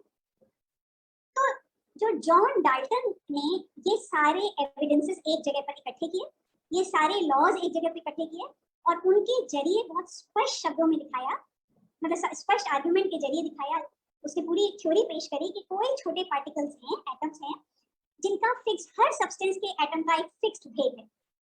तो एक तो law of law of constant proportion था, जो अभी मैंने दिखाया। इसके अलावा अगर मान लीजिए दो सब्सटेंसेस, अगर सेम दो सब्सटेंसेस दो तरह से मिलते हैं, जैसे मान लीजिए कार्बन और ऑक्सीजन मिलकर कार्बन मोनोऑक्साइड बनाते हैं एक तरह की गैस, कार्बन डाइऑक्साइड बनाते हैं दूसरी तरह की गैस। तो ये मान लीजिए अगर कार्बन मोनोऑक्साइड बनती है तो हमें ऐसा दिखेगा कि 12 ग्राम कार्बन 16 ग्राम ऑक्सीजन से कंबाइन करेगा, यानी ये रेशियो जो है 12:16 का होगा। आप उसे 3:4 भी बोल सकते हैं। लेकिन अगर वही कार्बन और वही ऑक्सीजन मिलकर कार्बन डाइऑक्साइड बनाए तो ये 12:12:32 हो जाएगा, मतलब ये रेशियो कुछ और होगा। लेकिन ये 12:16 इधर है और 12:32 इधर है। अगर आप इन्हें ध्यान से देखें तो ऑक्सीजन जो है एक जगह पे जितनी है और ऑक्सीजन दूसरी जगह पे जितनी है, इनमें आपस में कोई क्लियर संबंध दिख रहा है। ऑक्सीजन यहाँ से इसकी डबल हो गई, यानी यहाँ एक जगह पे जितना एक एलिमेंट है दूसरी जगह पे उसी का कोई मल्टीपल मिलेगा हमें, होल नंबर मल्टीपल। यहाँ इसकी डबल हो गई, इसकी हो सकता है ट्रिपल हो जाए, हो सकता है इसकी मतलब कई गुनी हो जाए, तो ये मतलब होल नंबर मल्टीपल्स हो जाते थे। इसको कहा गया कि मतलब जैसे 16 और 32 जो है एक का डबल है, एक दूसरे का डबल है, तो ये आपस में होल नंबर रेशियोस दिखाते थे। मतलब एक एलिमेंट एक जगह एक रिएक्शन में और वही एलिमेंट दूसरे रिएक्शन में कोई और मल्टीपल दिखाता था। तो मतलब रेशियोस इस तरह के हो सकते थे, 2:5 हो सकता था, 2:3 हो सकता था, लेकिन 2:3.3 नहीं होगा या 1.7:4 नहीं होगा। मतलब ये फ्रैक्शंस में रेशियोस नहीं दिखाए, यानी कोई एक स्मॉलेस्ट वेट है जो ये सब इनका कॉम्बिनेशन को लगातार गवर्न कर रहा था हर जगह। इसको कहा गया लॉ ऑफ मल्टीपल प्रोपोर्शंस। तो लॉ ऑफ कांस्टेंट प्रोपोर्शन और लॉ ऑफ मल्टीपल प्रोपोर्शंस, ये दोनों के कुछ और लॉज भी हैं, पर ये दोनों हमारी टेक्स्ट बुक्स में मेंशन है, लॉ ऑफ डेफिनेट प्रोपोर्शंस और लॉ ऑफ मल्टीपल प्रोपोर्शंस। मतलब हमने ये रियलाइज किया कि ये दोनों लॉज बच्चों को समझ में नहीं आते हैं, आसानी से समझ में नहीं आते हैं। तो हमने एक अपनी तरफ से तरीका निकाला है, अभी मैं दिखाने जा रही हूँ आपसे। मतलब आप अगर दिखाना चाहते हैं तो दिखा सकते हैं, मतलब या करवा सकते हैं, उससे शायद बच्चों को ज्यादा समझ में आ जाए। देखिए, एक हमारे पास सभी टीचर्स के पास एक चॉइस तो ये है कि बच्चों को ये सब रटा दें और उन्हें जीवन भर ये नहीं समझ में आए या बहुत से समय तक ये नहीं समझ में आए कि साइंटिस्ट ने कैसे पता लगाया, एटम्स के लिए क्या एविडेंस दी, ये सब वो पढ़ लेते हैं बिना समझे। लेकिन दूसरा तरीका ये है कि अगर हम उसे किसी तरह से हम कोई साधारण या आसान तरीका दिखा के सिद्ध करें कि देखो साइंटिस्ट कैसे, एटम्स के लिए क्या एविडेंस थी, एटम्स होते हैं ये कहना, मैंने कहा एटम्स होते हैं, साइंटिस्ट ने कहा एटम्स होते हैं, टेक्स्ट बुक ने कहा एटम्स होते हैं, इसलिए मान लो। एक ये है, यहाँ पे हम बच्चों को पूरा रिस्पेक्ट नहीं दे रहे। सोचने वाले रैशनल ह्यूमन बीइंग्स जो रीजनिंग कर सकते हैं, रीजनिंग समझ सकते हैं, ये आदर हम बच्चों को नहीं दे रहे हैं। लेकिन दूसरी तरफ अगर हम उन्हें रीजनिंग समझने वाले और रीजनिंग करने वाले इंटेलिजेंट ह्यूमन बीइंग्स की तरह ट्रीट करें, तो हम उन्हें अगर रीजनिंग देंगे तो वो समझे, उसमें से काफी बड़ा प्रोपोर्शन बच्चों का समझे। तो वो रीजनिंग अगर हम दे सकें तो हमें देनी चाहिए, ऐसा हमारा मानना है। आप हमसे अग्री कर सकते हैं, डिसएग्री कर सकते हैं। आप कह सकते हैं कि नहीं क्या जरूरत है, बच्चों को बता देना काफी। लेकिन अगर बच्चों को आप रीजनिंग समझाएंगे तो बच्चे आगे जाके बेहतर सोचने वाले इंसान बनेंगे, बेहतर साइंटिस्ट बनेंगे, बेहतर इंसान बनेंगे। नहीं तो बच्चे कई बार कितनी फालतू चीजें इधर उधर से सुनते हैं, विश्वास करते हैं, हम सब करते हैं। हम सब भूत प्रेत आत्मा चुड़ैल मतलब डायन क्या क्या चीजों पे विश्वास नहीं करते, इधर उधर की सुनी सुनाई बातों पे, लेकिन हम कभी उसकी रीजनिंग पे नहीं गए। साइंस कम से कम वैसे नहीं पढ़ाई जानी चाहिए। रीजनिंग, साइंस, एविडेंस और रीजनिंग, साइंस के दो मजबूत आधार हैं। क्या एविडेंस थी कि हमें कहना पड़ा कि हाँ एटम्स होते हैं? देखिए, हिस्टोरिकली जिन्होंने भी कहा हजारों सालों तक उनके पास कोई एविडेंस नहीं थी। एविडेंस जो है पिछले 200-300 सालों में नहीं आई। तो एविडेंस क्या थी और रीजनिंग क्या थी, ये दो आधार हमने बच्चों के सामने पेश कर दिए। तो हमने उन्हें ये दिखाया कि देखो साइंटिस्ट ने क्यों कहा कि एटम्स होते ही होते हैं। मतलब कभी हो सकता है कि कोई बच्चा आगे जाके किसी मामले में साइंटिस्ट की रीजनिंग को चैलेंज करे, तब वो साइंस को आगे ले जाएगा। लेकिन अगर हम उन्हें रीजनिंग ही नहीं देंगे तो साइंस बच्चा जो है एक बेवकूफ की तरह खाली सुना हुआ मानता रहेगा। तो फिर वो खाली साइंस ही नहीं मानेगा, वो भूत प्रेत चुड़ैल डायन वो भी मानेगा या मानेगी। तो ये हमारे पास चॉइस है और उन्हें क्वेश्चनिंग की चॉइस और रीजनिंग की चॉइस मिलनी चाहिए, ऐसा हम सोचते हैं। तो जैसा हम ये कह रहे हैं कि ये दोनों लॉज ये दिखाते हैं कि कोई फिक्स्ड स्मॉलेस्ट वेट होना चाहिए, तो इसको दिखाने के लिए हम क्या करते हैं कि हम ऐसे चने और राजमा ले लेते हैं और इन्हें हम दो एलिमेंट्स की तरह ट्रीट करते हैं। तो मतलब हम ये कहते हैं कि मान लो ये सबसे छोटे पार्टिकल्स हैं, ठीक, चना और राजमा सबसे छोटे पार्टिकल्स हैं, और मान लो हर एक को हम एक एक वजन दे देते हैं। इसलिए मान लो 2 ग्राम का है, ये 3 ग्राम, ठीक है। तो मान लो अगर ये दोनों आपस में कंबाइन करते हैं, जैसे जैसे सी और ओ का था ना, कार्बन मोनोऑक्साइड का, ऐसे मान लो चना और राजमा का एक एक ग्रेन कंबाइन करते हैं, तो क्या क्या वेट्स बन सकते हैं। अगर एक 2 ग्राम है, एक 3 ग्राम है, और मान लो चने के दो ग्रेन कंबाइन करते हैं और राजमा का एक ग्रेन कंबाइन करता है, तो क्या क्या वेट्स पॉसिबल। तो ये आप लोग बताएंगे। पहली बार मतलब एक जैसे ये चना और राजमा है, तो इसको मैं 2 ग्राम मान रही हूँ, इसको 3 ग्राम मान रही हूँ, और मान लीजिए ये कंपाउंड बनाते हैं, आपस में कंबाइन होके एक कंपाउंड बनाते हैं। उस कंपाउंड का दाना मान लीजिए ऐसा दिखेगा, आई मीन हम ये माने कि दिख रहा है। तो इससे जो कंपाउंड बनेगा, इसकी ढेरी बनाए तो किस तरह के वेट्स हमें मिलेंगे, ढेरी के किस तरह के वेट्स बनेंगे, और ये दोनों किस रेशो में कंबाइन होंगे, जरा बता सकते हैं चैट पे।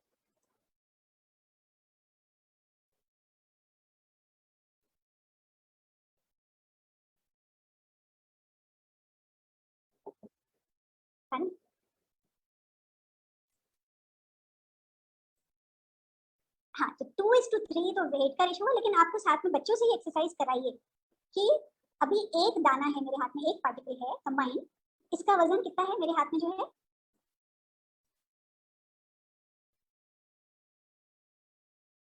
5 है, और इसके अगर मतलब कंपाउंड जो है, कंपाउंड के किस तरह के वेट्स पॉसिबल हैं, सारे के सारे 5 के मल्टीपल्स, 5, 10, 15, 20, मतलब 5 का पहाड़ा पड़ डालिए तो वो वही वेट्स पॉसिबल है इसके कंपाउंड के। और जब भी हम मिलाएंगे, बिल्कुल सही कहा जैसे मनोज ने कहा, मंजू ने कहा, और इसके अंदर चने और राजमे जब कंबाइन करेंगे तो वो 2:3 में ही हमेशा कंबाइन करेंगे। तो अगर आप मान लीजिए 35 ग्राम कंपाउंड का लें तो उसमें कितना चना और कितना राजमा है, आप बच्चों से कैलकुलेट करें, क्योंकि बच्चे जो है एक्चुअली रेशियो प्रोपोर्शन अच्छे से समझते नहीं। हमें ये रियलाइज हुआ कि 10वीं का बच्चा भी रेशियो प्रोपोर्शन अच्छे से नहीं समझता है, तो इसलिए इस आर्ग्यूमेंट को नहीं समझ पाता है। तो बच्चों को कैलकुलेट करने दीजिए। अच्छा, मान लो मैंने तुम्हें 75 ग्राम्स ये कंपाउंड दिया, उसमें कितना चना होगा, कितना राजमा होगा, और जब निकालेंगे तो ये 2:3 का रेशियो आएगा। इसी तरह अगर हम इनके अब मान लीजिए ऐसे बनाए, मतलब एक दूसरा कंपाउंड बनाए जिसमें 2 चने और 1 राजमा है, तो अब क्या वेट रेशियो है इन दोनों कॉन्स्टिट्यूएंट्स का, इन दोनों सब्सटेंसेस का, इनका रेशियो कितना है?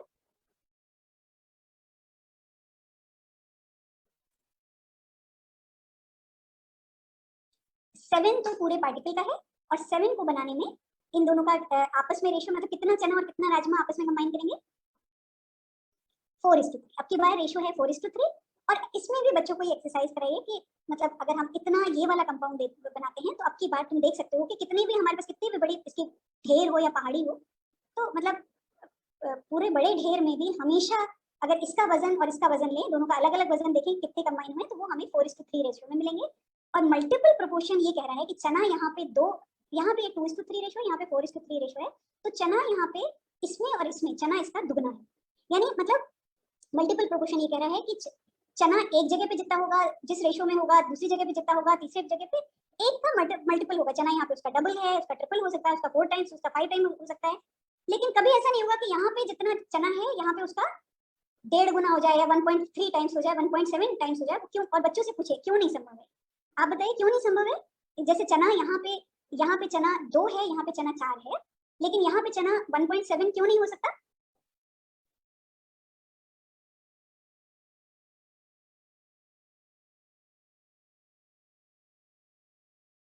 वन 1.7, 2.5 इस तरह से फ्रैक्शंस में क्यों नहीं हो सकता, इस रेशियो में, रेशियो फ्रैक्शन में क्यों नहीं आ सकता?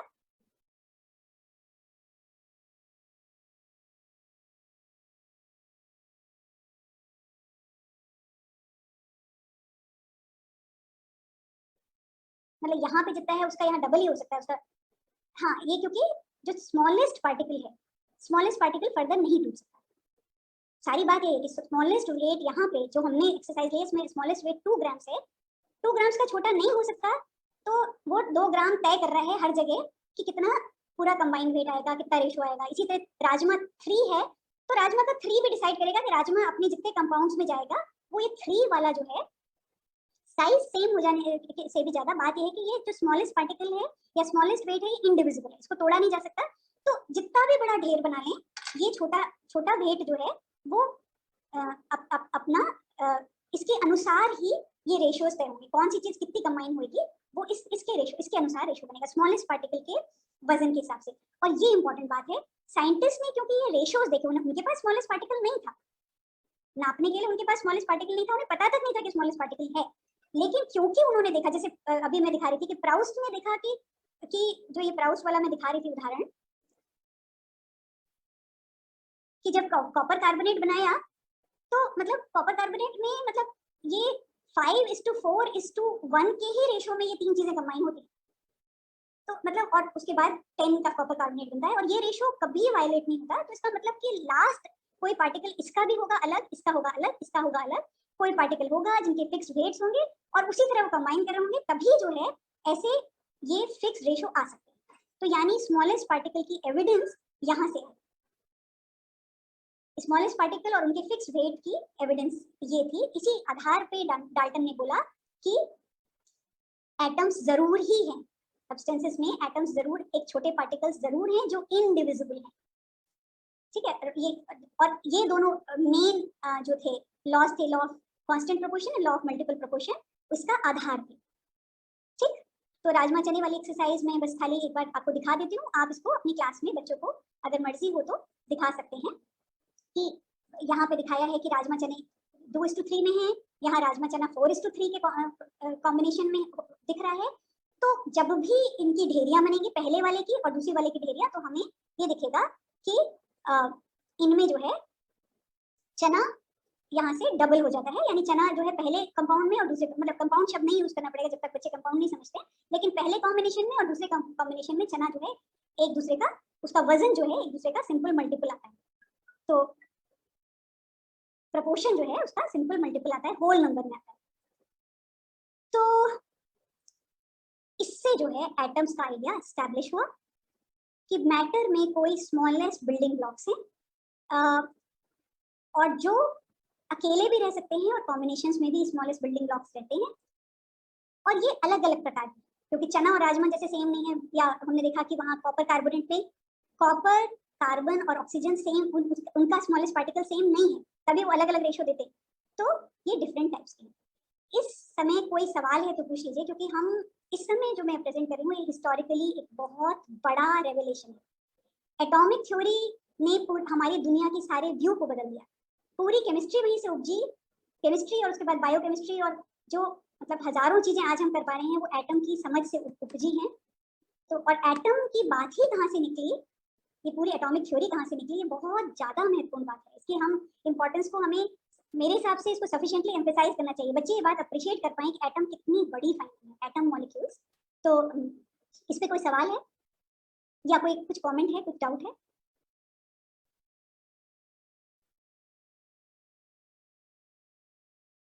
नहीं है तो मैं आगे बढ़ती हूँ, मतलब अभी स्पष्ट है जो मैं कह रही हूँ?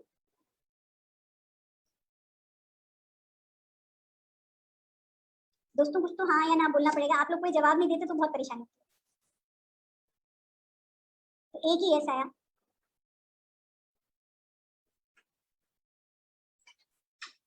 तो सरोज कुमारी कह रही कि आप हिंदी मीडियम में पढ़ा रहे हैं तो आप हिंदी के शब्द यूज कर रहे हैं, मतलब हम लोग कन्वर्सेशन का माध्यम हिंदी ही रख रहे हैं, लेकिन वर्ड्स, टेक्निकल वर्ड्स इंग्लिश में यूज करते हैं, तो फिर आप उसकी जगह हिंदी यूज कर रहे हैं। देखिए यहाँ रीजनिंग या लॉजिक अगर आपको समझ में आ गई तो फिर आप भाषा कोई भी इस्तेमाल कर सकते हैं, ठीक है।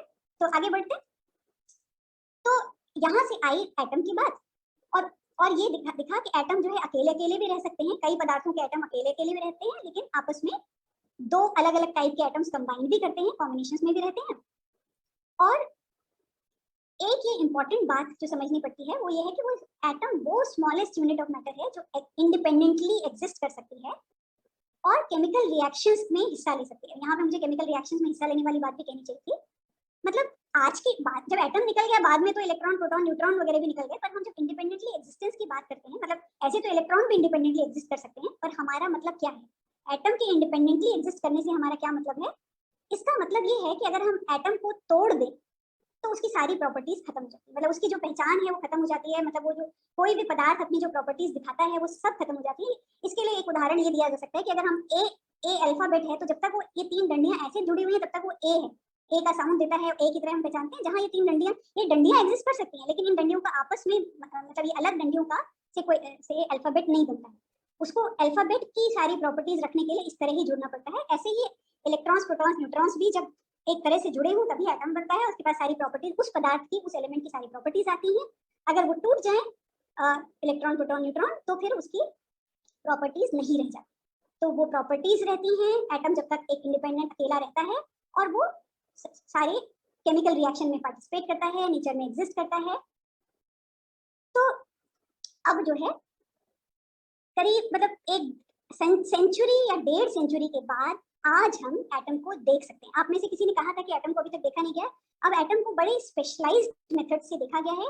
इस पे ये मतलब यहाँ जो आप देख रहे हैं एक ये टंगस्टन की या किसी मेटल की टिप की नीडल की टिप है जहाँ पे एटम्स अरेंज इस तरह से दिख रहे हैं, नजर आ रहे हैं, ये एक्चुअल उसका पिक्चर है। और ये IBM ने एटम्स को अरेंज करके अपना नाम लिखा है। आप ये देख सकते हैं जो डॉट्स नजर आ रहे हैं ये इंडिविजुअल सिंगल एटम्स हैं और इसके आसपास जो लहरें जैसी नजर आ रही हैं वो एक्चुअली ऑर्बिटल्स हैं। और IBM ने इस पे एक फिल्म भी बनाई है जिसके वो लोग बहुत ज्यादा प्राउड हैं क्योंकि इस फिल्म को बनाना अपने आप में एक बहुत बड़ा अचीवमेंट था। मैं ये फिल्म आपको दिखा रही हूँ और मैं साउंड शेयरिंग अगर कर सकती हूँ तो करती हूँ। ये थोड़ा सा साउंड शेयरिंग में प्रॉब्लम करता है, कोशिश करती हूँ। इसकी बार चली जाती है बार बार। अब आप इसका साउंड भी सुन सकेंगे।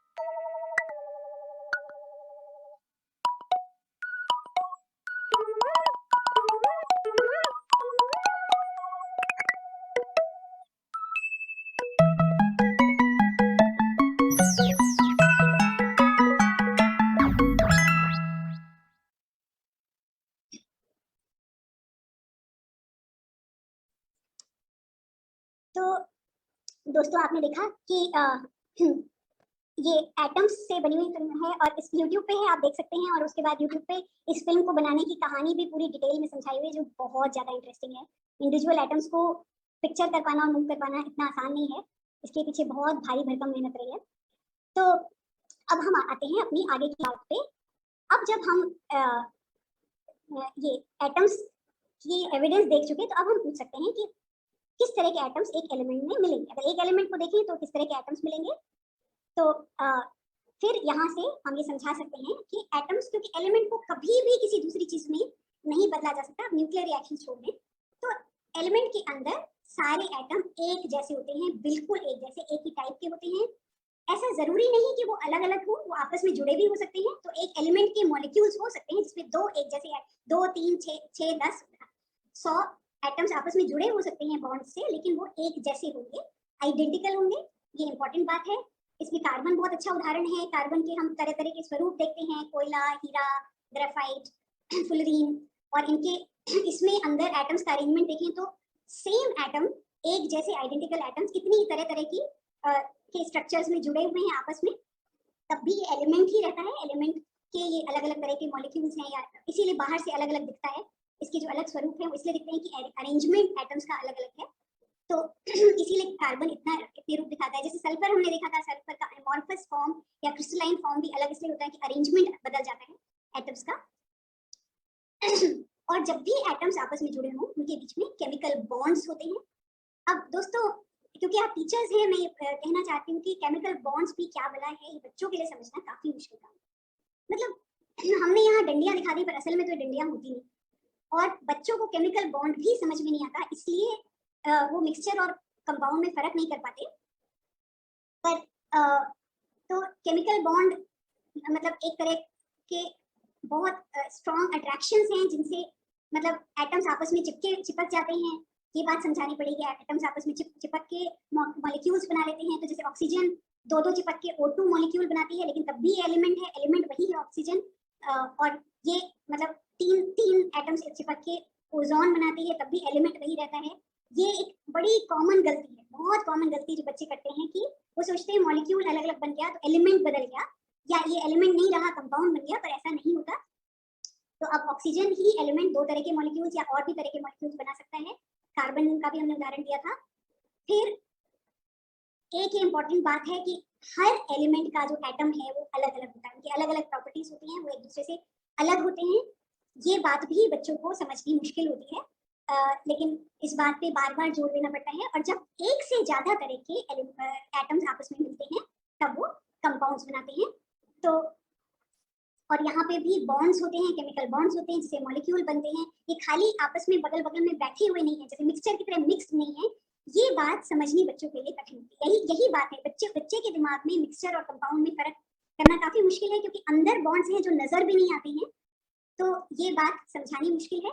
इसको समझाने के लिए कुछ एक तरीके हैं हमारे पास। एक तो जैसे हमने ये दिखाया कि देखिए, अगर मान लीजिए आपके पास ये तांबे के सिक्के हैं, तो अंदर अगर इसके अंदर किसी तरह झांक पाए तो हमको एक जैसे तांबे के कॉपर के एटम्स मिलेंगे। फिर अगर मान लीजिए ये तांबा हमने ऑक्सीजन गैस के साथ, एक कांच की बोतल में ऑक्सीजन गैस भरी है, तो ऑक्सीजन इस तरह की होगी, उसके एटम्स इस तरह के होंगे।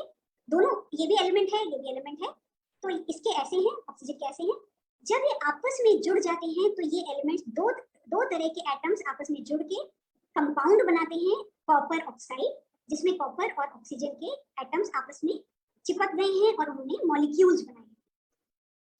तो ये कॉपर ऑक्साइड बाहर से देखने में ऐसा दिखता है, काले पाउडर जैसा, लेकिन उसके अंदर असल में दो तरह के एटम्स आपस में जुड़े हुए हैं उसके एक मॉलिक्यूल के अंदर। तो मतलब जस्ट इन्हें मिक्स करने से, खाली यहाँ पे ऐसे खाली रख भर देने से वो कंपाउंड नहीं बन जाता है। उसके लिए जो भी कंडीशंस, या कई बार हीटिंग करनी पड़ती है, जो भी कंडीशंस क्रिएट करने से कंपाउंड बनता है, उसके लिए स्पेशल कंडीशंस चाहिए होती हैं, जिससे वो असल में एटम्स आपस में चिपक सकें या केमिकल बॉन्ड्स बना सकें। तो इसमें बहुत अच्छा उदाहरण रस्ट का है कि खाली लोहा ऐसे पड़ा हुआ हवा में रस्ट इजीली नहीं बनाता है। जब हवा में मॉइस्चर होता है और लोहा होता है और ऑक्सीजन होती है, तब इन तीनों का मिलकर रस्ट जैसा कंपाउंड बनना शुरू होता है। तो मतलब इसका एक आध रिएक्शन हम दिखा भी सकते हैं, अभी दिखाएंगे। लेकिन एक क्वेश्चन यही है कि जैसे हम जब कह रहे हैं, जैसे हम कांच के लिए कहते हैं कि इसके अंदर अलग अलग तरह के एटम्स हैं, कैसे पता? सामने तो कुछ नहीं दिखता, कैसे पता? तो आपके अनुसार कैसे पता लगता है कि किसी चीज के अंदर अलग अलग तरह के एटम्स हैं, एक से ज्यादा तरह के एटम्स हैं, या वो कंपाउंड है और उसके अंदर अलग अलग तरह के एटम्स कंबाइंड? ये बात कैसे पता? केमिस्ट को कैसे पता?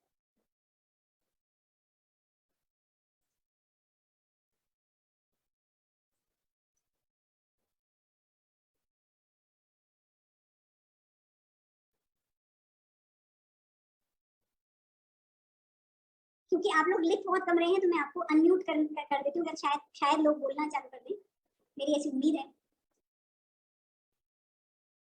मतलब जिस क्लास में पार्टिसिपेंट्स बोलते हैं या जवाब देते हैं, इंटरैक्ट करते हैं, वहाँ टीचर को ज्यादा मजा आता है। मंजू कह रही है सी दे स्ट्रक्चर। मंजू, इनका स्ट्रक्चर देखना तो संभव नहीं है। हम लोग ना एटम्स को देख सकते हैं, ना मॉलिक्यूल्स को देख सकते हैं। मैंने आपको बताया आईबीएम ने जो मूवी बनाई वो बहुत भारी भरकम बड़ी भारी लैब सेटअप की गई तब वो, उनका स्ट्रक्चर या कंपोजिशन देखना तो संभव नहीं। तो कैसे पता लगेगा? कांच है, कांच के अंदर क्या है, कैसे पता? उनका कंपोजिशन कैसे पता? यही तो क्वेश्चन है, कैसे पता लगे क्या कंपोजिशन? आप लोग अपने आप को अनम्यूट कर सकते हैं, हमने अलाउ करता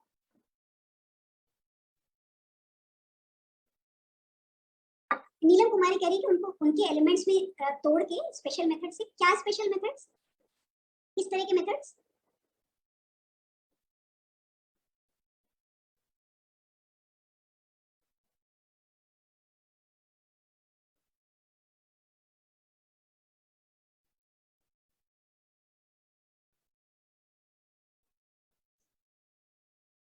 मंजू कह रही हीटिंग और बॉइलिंग, तो देखिए पानी तो मतलब हजारों सालों से लोग उसको हीट कर रहे थे, बॉइल कर रहे थे, नेचर ही हीट और बॉइल कर रहे थे, पानी तो कभी नहीं टूटा, ऐसे तो नहीं टूटा, पता नहीं लगा कि पानी जो है हाइड्रोजन और ऑक्सीजन से मिलकर बना है। तो कांच तो मैं एक उदाहरण के रूप में दे रही हूँ, कांच काहे से मिलकर बना है कैसे पता, जरूरी तो नहीं कि हीटिंग और बॉइलिंग से। उन स्पेशल मेथड्स को हम क्या बोलते हैं जिनसे पता लगे कि क्या कॉम्पोजिशन है, उनके लिए क्या नाम है?